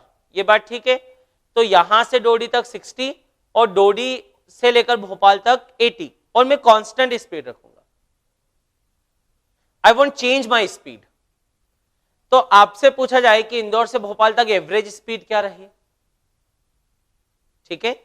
So what I did, मैंने क्या किया, मैंने जो टोटल डिस्टेंस है ना दोस्तों, उसको दो इक्वल पार्ट ऑफ जर्नी में डिवाइड कर लिया। तो मान लीजिए यहां पर भी मुझे जाना था ए से, जाना था बी तक, तो मैं ए से सी तक, now C is midpoint of A B, C is midpoint of AB। तो A से C तक मैं एक कांस्टेंट स्पीड से गया, say that speed is v1, और B से C से B तक मैं कांस्टेंट स्पीड से गया v2 से। तो मुझसे पूछा जा रहा है कि एवरेज स्पीड बताओ। ठीक है दोस्तों, अब दोस्तों ऐसे सवाल में आप बोलोगे सर आपको डिस्टेंस तो दिया हुआ है ही नहीं, तो मैं एक काम करता हूं, डिस्टेंस मान लेता हूं। मैं मान लेता हूं कि ए से लेकर सी तक का जो डिस्टेंस था वो एस है। और दोस्तों अगर मैं एवरेज स्पीड की बात कर रहा हूं, अभी मैं वेलोसिटी की बात तो कर ही नहीं रहा हूं, तो अभी मुझे डायरेक्शन से तो कोई मतलब है नहीं, अभी तो मुझे सिर्फ मैग्नीट्यूड से मतलब है। तो ऐसा कोई जरूरी भी नहीं है कि ए से सी तक रास्ता बिल्कुल सीधा हो। मुझे क्या करना, मुझे तो डिस्टेंस कितना चलना है दोस्तों, एस। अच्छा, सी से बी तक कितना डिस्टेंस चलना पड़ेगा मुझे, फिर से एस। तो सी से बी तक भी मेरा डिस्टेंस आया एस, तो ए से सी तक एस हुआ, सी से बी तक भी एस हुआ, टोटल डिस्टेंस कितना हो गया मेरा, एस प्लस एस 2s। अच्छा, जब अगर डायरेक्शन से मतलब ही नहीं है तो ये जो लॉजिक हम लोग पढ़ रहे हैं ये इस केस में भी इक्वली एप्लीकेबल होगा कि मैं ए से सी तक गया और सी से वापस से ए आ गया। तो दोस्तों ए से सी जाना मतलब कितना डिस्टेंस ट्रेवल करना, एस। सी से वापस से ए आ जाना तो वापस से डिस्टेंस एस आ जाना। तो कल को ये सवाल ऐसा भी पूछा जा सकता है कि मैं इंदौर से भोपाल तक, पूरा इंदौर से भोपाल तक गया 60 की स्पीड से और बिना रुके भोपाल से पलट के आ गया 40 की स्पीड से। It can be asked like this. मेरे लिए दोनों बातें सेम हो जाएंगी कि आधा डिस्टेंस में चलता हूं V1 से और आधा डिस्टेंस में चलता हूं V2 से। लॉजिक क्लियर हो रहा है, पक्का? चलिए आगे बढ़ते हैं। तो हमें निकालना है दोस्तों यहां पे इस सवाल में एवरेज स्पीड। एक क्वेश्चन हम लोग कर रहे हैं दोस्तों एवरेज स्पीड निकालने का, ठीक बात है? तो कैसे निकालेंगे, अब अपना कॉन्सेप्ट लगाएंगे। कॉन्सेप्ट ये है, एवरेज स्पीड होती है टोटल डिस्टेंस अपॉन में total time. Total distance upon में टोटल टाइम। अब टोटल डिस्टेंस तो मैंने एज्यूम कर लिया, टोटल डिस्टेंस कितना है, s प्लस एस 2s। ये तो डिस्टेंस आ गया। ये बड़ा छोटा केस है दोस्तों, लेकिन ये भी जेई में आए हुए हैं, आपको जान के आश्चर्य होगा, हालांकि काफी पहले पर आते रहे हैं। तो टोटल डिस्टेंस हो गया दोस्तों 2s और टोटल टाइम अभी निकालना है। तो अच्छा, यहां पे टाइम भी सेम आएगा क्या? नहीं ना। कहां पर टाइम ज्यादा आएगा? अच्छा सोच के देखो, सोचो जरा। तो टाइम ज्यादा वहां पर आएगा ना जहां पर स्पीड कम होगी। तो मान लीजिए ये V1 ज्यादा स्पीड है और ये V2 कम स्पीड है, तो यहाँ पे V2 कम स्पीड है ना, तो यहाँ पे टाइम ज्यादा लगेगा उसको C से B तक आने में, लेकिन यहाँ पे टाइम कम लगेगा। तो मैं मान लेता हूं यहाँ पे टाइम लगा T1, यहाँ पर टाइम लगा T2, सही है? तो अब दोस्तों यहां से यहां तक तो स्पीड कांस्टेंट है ना, तो आप जो बचपन से एक फॉर्मूला पढ़ते आए, speed is equal to distance upon time, वो लगाने का अब सही समय आ चुका है। यहां पर डिस्टेंस है s, टाइम है T1, तो V1 बराबर क्या हो जाएगा, s बाय T1। तो यहां पे मैं लिख सकता हूं V1 बराबर हो जाएगा s बाय T1, या मैं ऐसा कह सकता हूं T1 बराबर हो जाएगा s बाय V1। पक्का? अच्छा, यहां पे डिस्टेंस है s, टाइम है T2, तो डिस्टेंस अपॉन टाइम कितना हो जाएगा ये V2। तो यहां पे मैं ऐसा भी कह सकता हूं V2 बराबर हो जाएगा s बाय T2। तो इससे T2 बराबर हो जाएगा s बाय V2, सही है?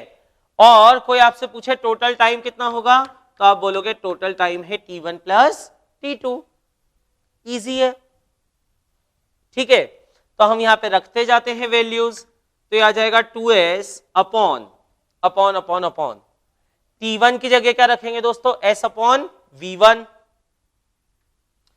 ब्रेकेट का ज्यादा से ज्यादा यूज किया कीजिए, क्यों? क्योंकि ब्रेकेट का जितना ज्यादा यूज करोगे उतना अच्छा रहेगा, गलती होने की चांसेस कम होते जाते हैं, ठीक बात है? तो यहां पे टोटल डिस्टेंस हो गया 2s अपॉन टोटल टाइम, तो टाइम के दो हिस्से करना पड़ेंगे, टाइम अलग अलग है, s by V1 s by V2, सही है? अब तो थोड़ी कैलकुलेशन से दोस्तों, what you can take common, s तो आप ऊपर से कॉमन ले सकते हो, यहां 1 बचेगा, यहां पर भी 1 बचेगा, यहां नीचे V1 है, यहां V2 है, तो एलसीएम कितना हो जाएगा V1 V2, LCM would be V1 V2। यहां V2 आ जाएगा और यहां पर V1 आ जाएगा, सही है। तो मैं लिख सकता हूं इसको 2s अपॉन s, यहां एलसीएम आएगा V1 V2, सही है।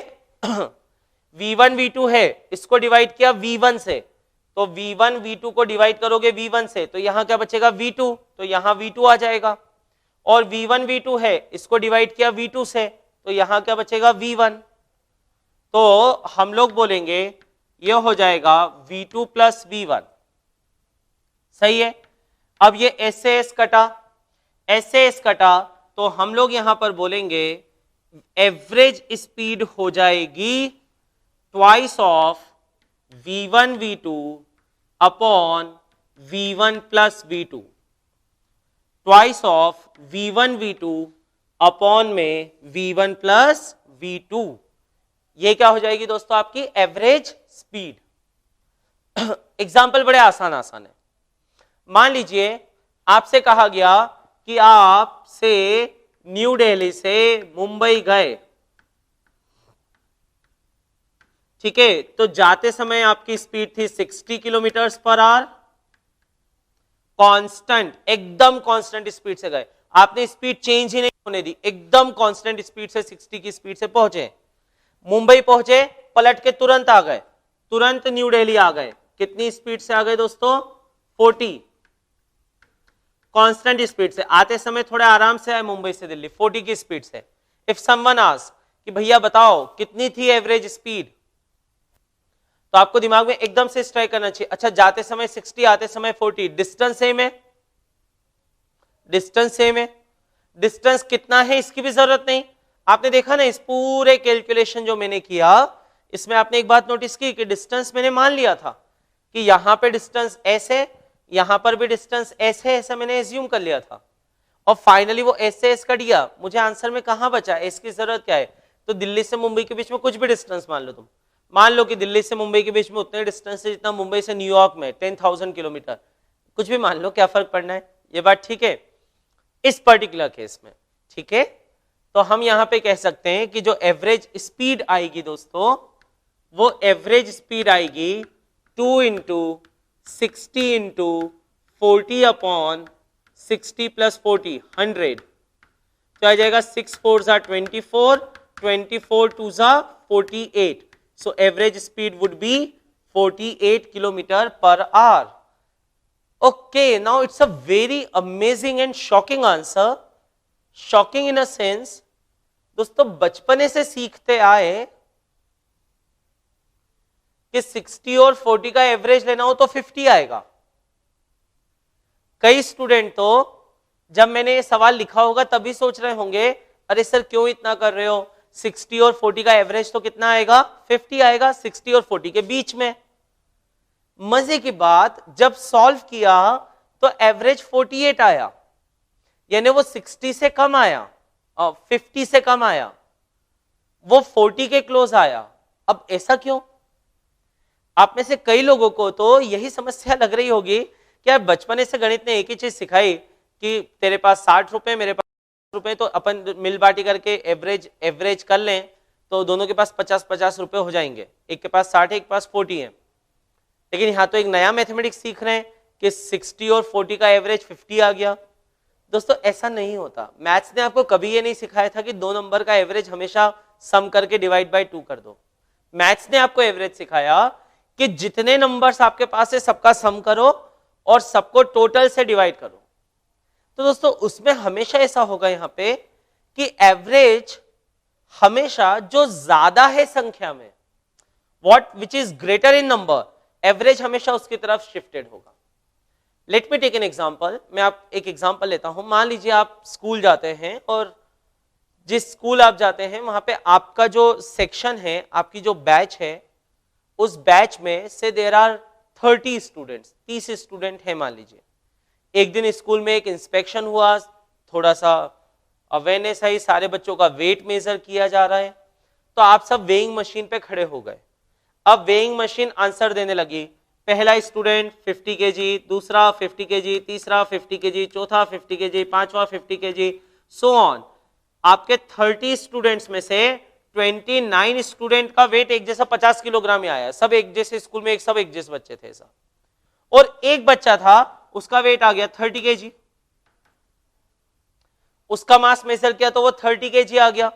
तो क्या अब आप एवरेज ऐसा निकालोगे क्या, जैसे आपको बोला कि इस क्लास का एवरेज वेट निकालो, तो क्या एवरेज ऐसे निकालोगे क्या कि 50 दो नंबर है मेरे पास, एक 50 है और एक 30 है, कुछ बच्चों का 50 है कुछ बच्चों का 30 है, ठीक है, तो एवरेज हो जाएगा 50 प्लस 30/2 40। ये गलत हो जाएगा ना, आप जानते हो। आप क्या बोलोगे कि सर एवरेज 50 के क्लोज आएगा, क्यों, क्योंकि 50 वाले नंबर में बहुत ज्यादा है, सही है। वैसे ही हम लोग यहां पे लॉजिक कहते हैं दोस्तों, एवरेज हमेशा आप पाओगे इस मेथड से निकलोगे, आप ये प्रॉपरली करोगे तो एवरेज हमेशा छोटी स्पीड की तरफ आएगा। अब एवरेज छोटी स्पीड की तरफ क्यों आया, तो एवरेज छोटी स्पीड की तरफ इसलिए आया दोस्तों क्योंकि वो जो कम वाली स्पीड थी उससे वो ज्यादा टाइम तक चला। Particle has moved for a greater time with smaller speed.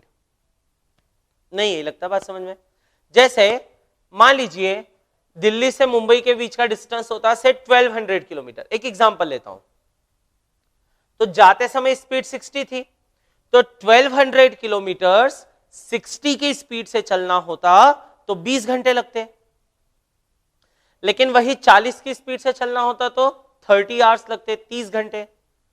तो जाते समय ट्रेन से 20 घंटे चली और आते समय ट्रेन 30 घंटे चली, तो ऑब्वियसली ज्यादा कौन सी स्पीड से चली है, वो ज्यादा चली है कम वाली स्पीड से, ज्यादा देर तक, सही है, इसलिए एवरेज कम की तरफ आ जाता है।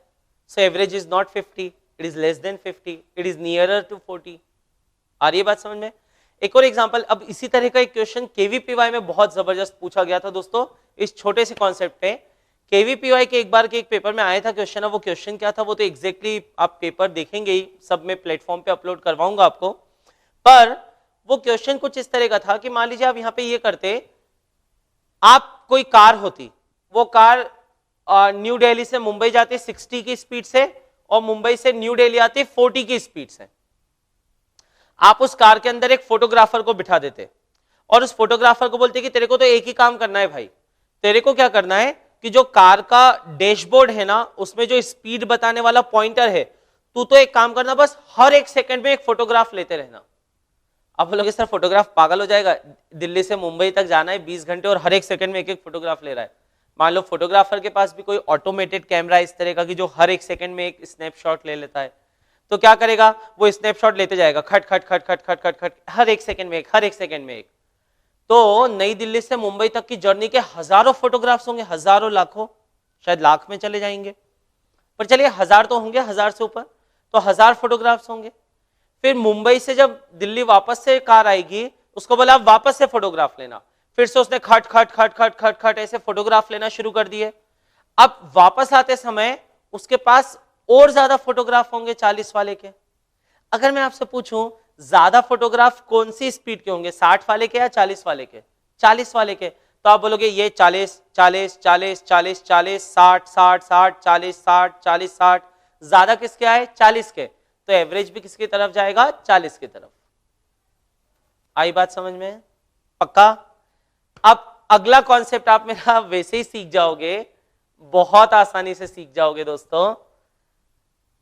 अगर मान लो मैं ऐसा एंश्योर करता कि आधे टाइम तक चलूंगा मैं V1 से और आधे टाइम तक मैं चलूंगा V2 से, तो एवरेज कितना आता।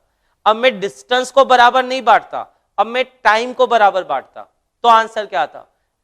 अब आप आसानी से कह सकते हो सर अगर दोनों टाइम सेम है तो जितने फोटोग्राफ इस स्पीड के होंगे उतने ही फोटोग्राफ इस स्पीड के भी होंगे, और जब दोनों के बराबर होंगे, मान लो क्लास में आधे बच्चे 50 के होते, आधे बच्चे 30 के होते, तो एवरेज 40 ही आता, तो तब आंसर V1 प्लस V2/2 ही होगा। So which thing is the key, time is the key. ये बात ठीक है, इस पर्टिकुलर प्रॉब्लम में time is the key. Time जिस स्पीड के लिए ज्यादा मिल गया, टाइम ज्यादा है, एवरेज उसकी तरफ, टाइम बराबर है तो एवरेज बीच में। आ रही है बात समझ में। अब इसी में अगर मान लो आप डिस्टेंस को 3 बराबर हिस्से कर देते, तो अगर डिस्टेंस के 3 बराबर हिस्से करते तो आंसर क्या होता? आपके दिमाग में ये प्रश्न आ ही रहा होगा कि सर 2 वाला तो आपने करवा दिया, व्हाट अबाउट 3? 3 होता तो क्या होता? तो दोस्तों मैं ये 2 वाले को ही फॉर्मूले को थोड़ा सा चेंज कर देता हूं और इसको आप फिर जनरलाइज भी कर सकोगे। देखो जब 2 थे तो एवरेज स्पीड कितनी आई? 2v1v2 upon v1 plus v2। Do one thing,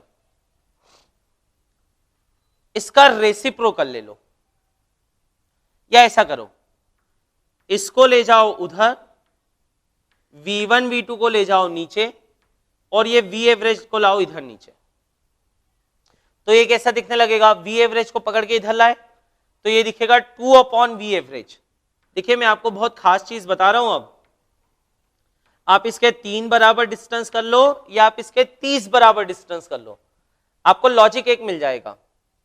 v1 v2 को उधर ले गए दोस्तों, v1 प्लस v2 को, तो यहां v1 प्लस v2 आ गया और नीचे v1 v2 आ गया। और क्या कर सकते हो आप? इस v1 v2 से इसको भी डिवाइड कर सकते हो, क्योंकि देखो ये प्लस अपॉन में ये है ना, तो इस v1 v2 से इसको भी डिवाइड कर सकते हो और इस v1 v2 से इसको भी डिवाइड कर सकते हो। तो जब v2 को v1 v2 से डिवाइड करोगे, अलग अलग कर सकते हो दोनों को, ठीक है? तो अलग अलग करोगे तो v2 से v2 कट जाएगा, तो ये बचेगा 1 बाई v1, और यहां डिवाइड करोगे तो v1 से v1 कट जाएगा, ये बचेगा 1 बाई v2। तो हम लोग यहां पर ऐसा लिखेंगे ना कि 2 बाय v एवरेज बराबर हो जाएगा 1 by v1 plus 1 by v2। सही है? अब अगर 3 में करते तो if we would have taken 3 equal distances, then अगर 3 बराबर करते तो यहां पे 3 बाय v एवरेज आ जाता, यहां 3 बाय v एवरेज होता और इधर हम लिखते 1 by v1 plus 1 by v2 plus 1 by v3। 4 होते तो प्लस 1 बाय v4 इधर कर देते, यहां 4 लिख देते। तो अब इन जनरल आप लिख लीजिए दोस्तों, लिखिएगा if whole journey is divided into n equal distances, if whole journey is divided into n equal distances, with these distances traveled with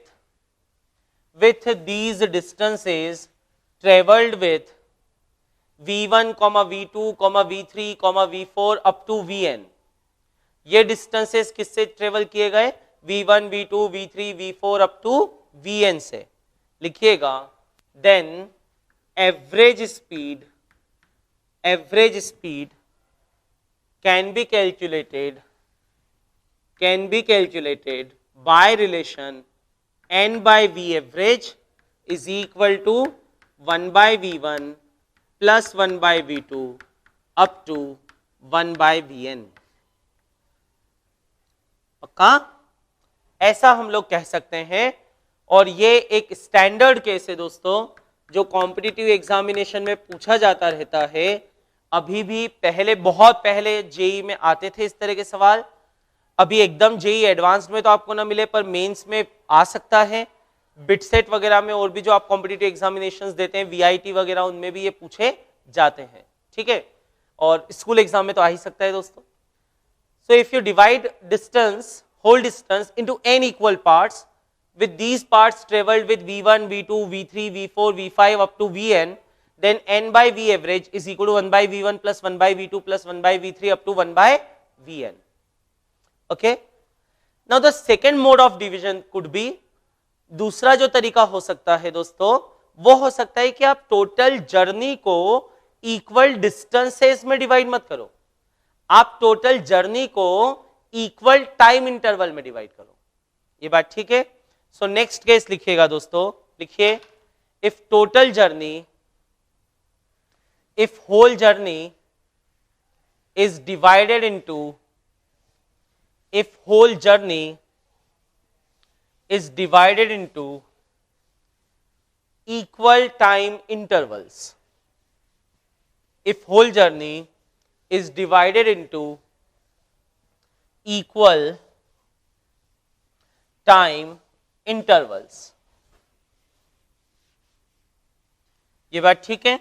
अगर पूरी जर्नी को हम इक्वल टाइम इंटरवल्स में डिवाइड कर दें,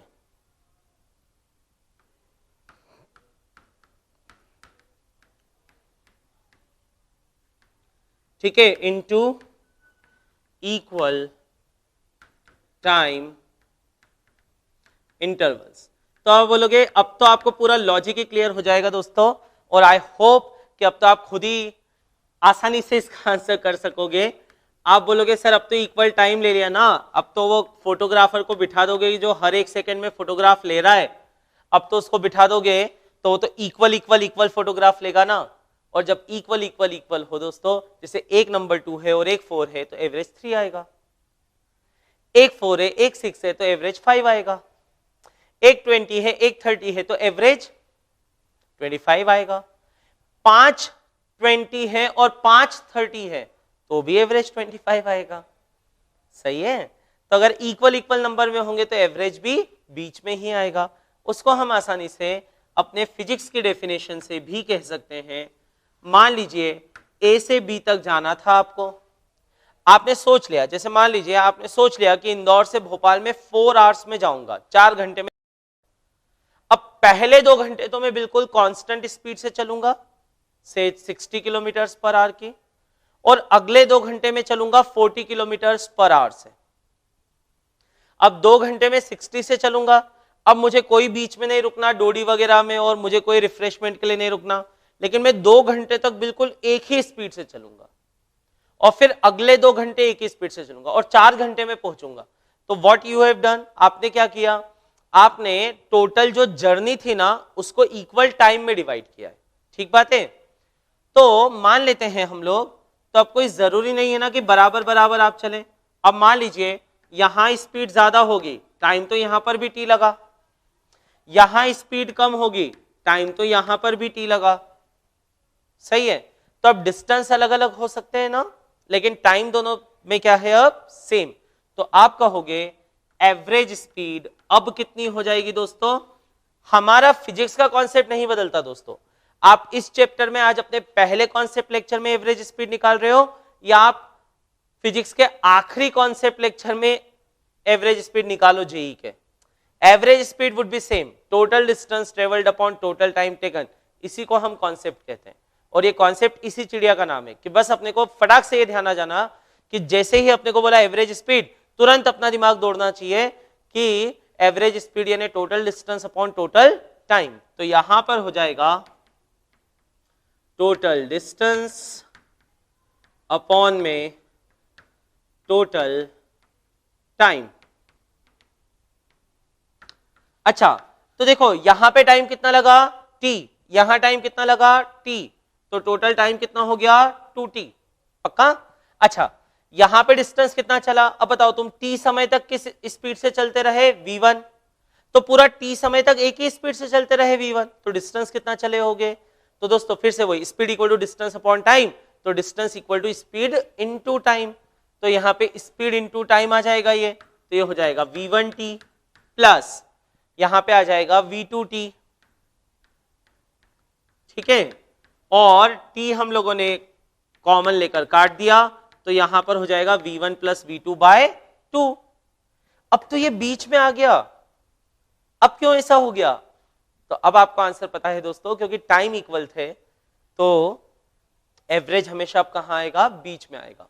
तो अब आप इसी में एक केस ऐसा लिख सकते हो, लिखिएगा if whole journey is divided into n equal time intervals, if the total journey is divided into n equal time intervals, अगर उसे n equal time intervals में डिवाइड किया, we could write, हम लोग लिख सकते हैं एवरेज स्पीड हो जाएगी v1 plus v2 plus v3 plus v4 up to vn, v1 plus v2 plus v3 plus v4 up to vn whole divided by n।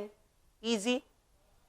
ठीक है, तो जो इक्वल डिस्टेंस में ऐसा फॉर्मूला आया था दोस्तों, वो इक्वल टाइम में ऐसा फॉर्मूला आ जाएगा। दोनों फॉर्मूले अभी आपके पास बोर्ड पे लिखे हुए हैं, आप इसमें कुछ भी कंफ्यूज ना हो, ये दोनों फॉर्मूले अपने लिए बड़े काम के हैं। ठीक है, इनके ये जो छोटे दो वाले ये भी बड़े काम के। सही है, पक्का।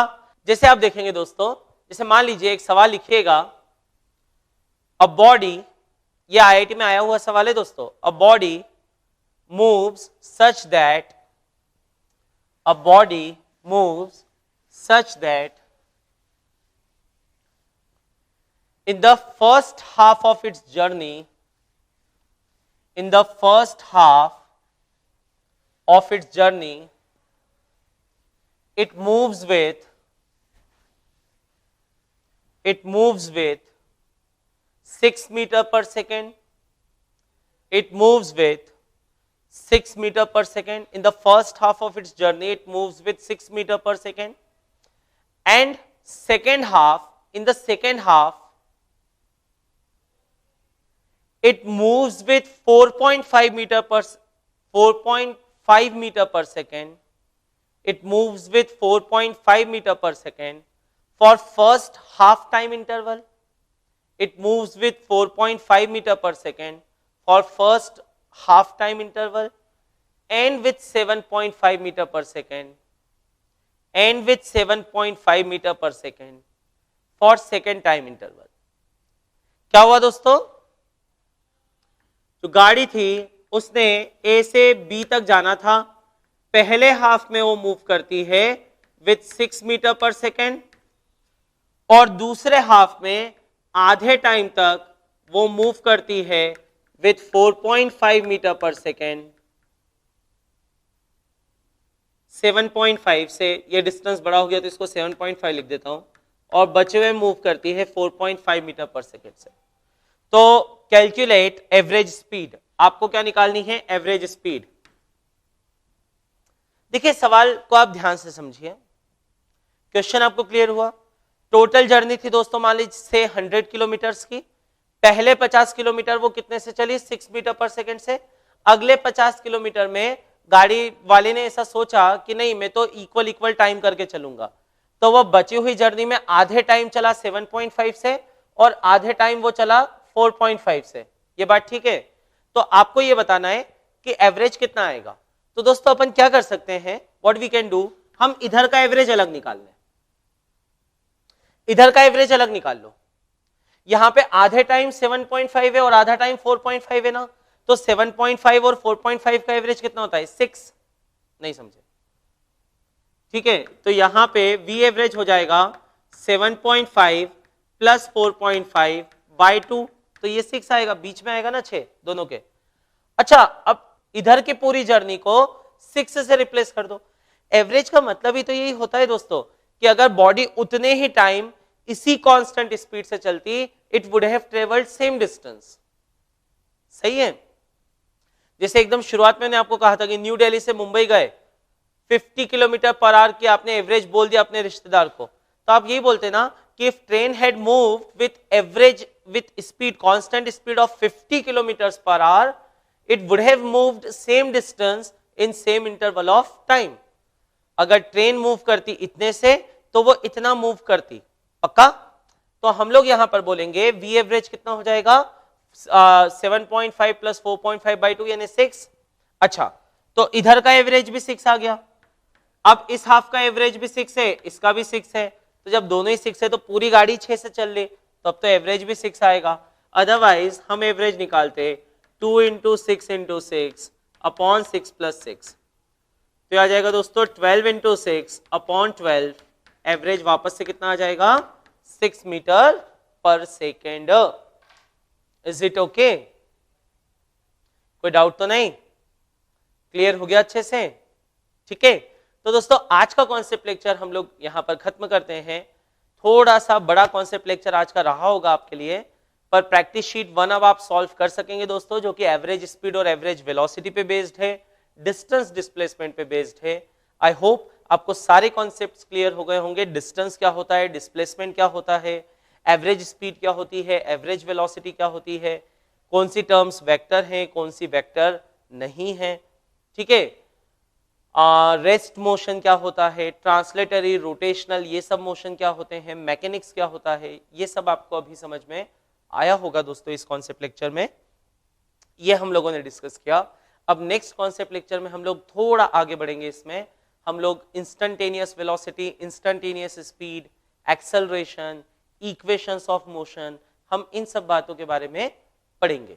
ठीक बात है, तो आज का कॉन्सेप्ट लेक्चर यहीं कंप्लीट करते हैं। Thank you very much. For complete series of lecture, join Catalyzer or download IIT Safalta app from Google Play Store.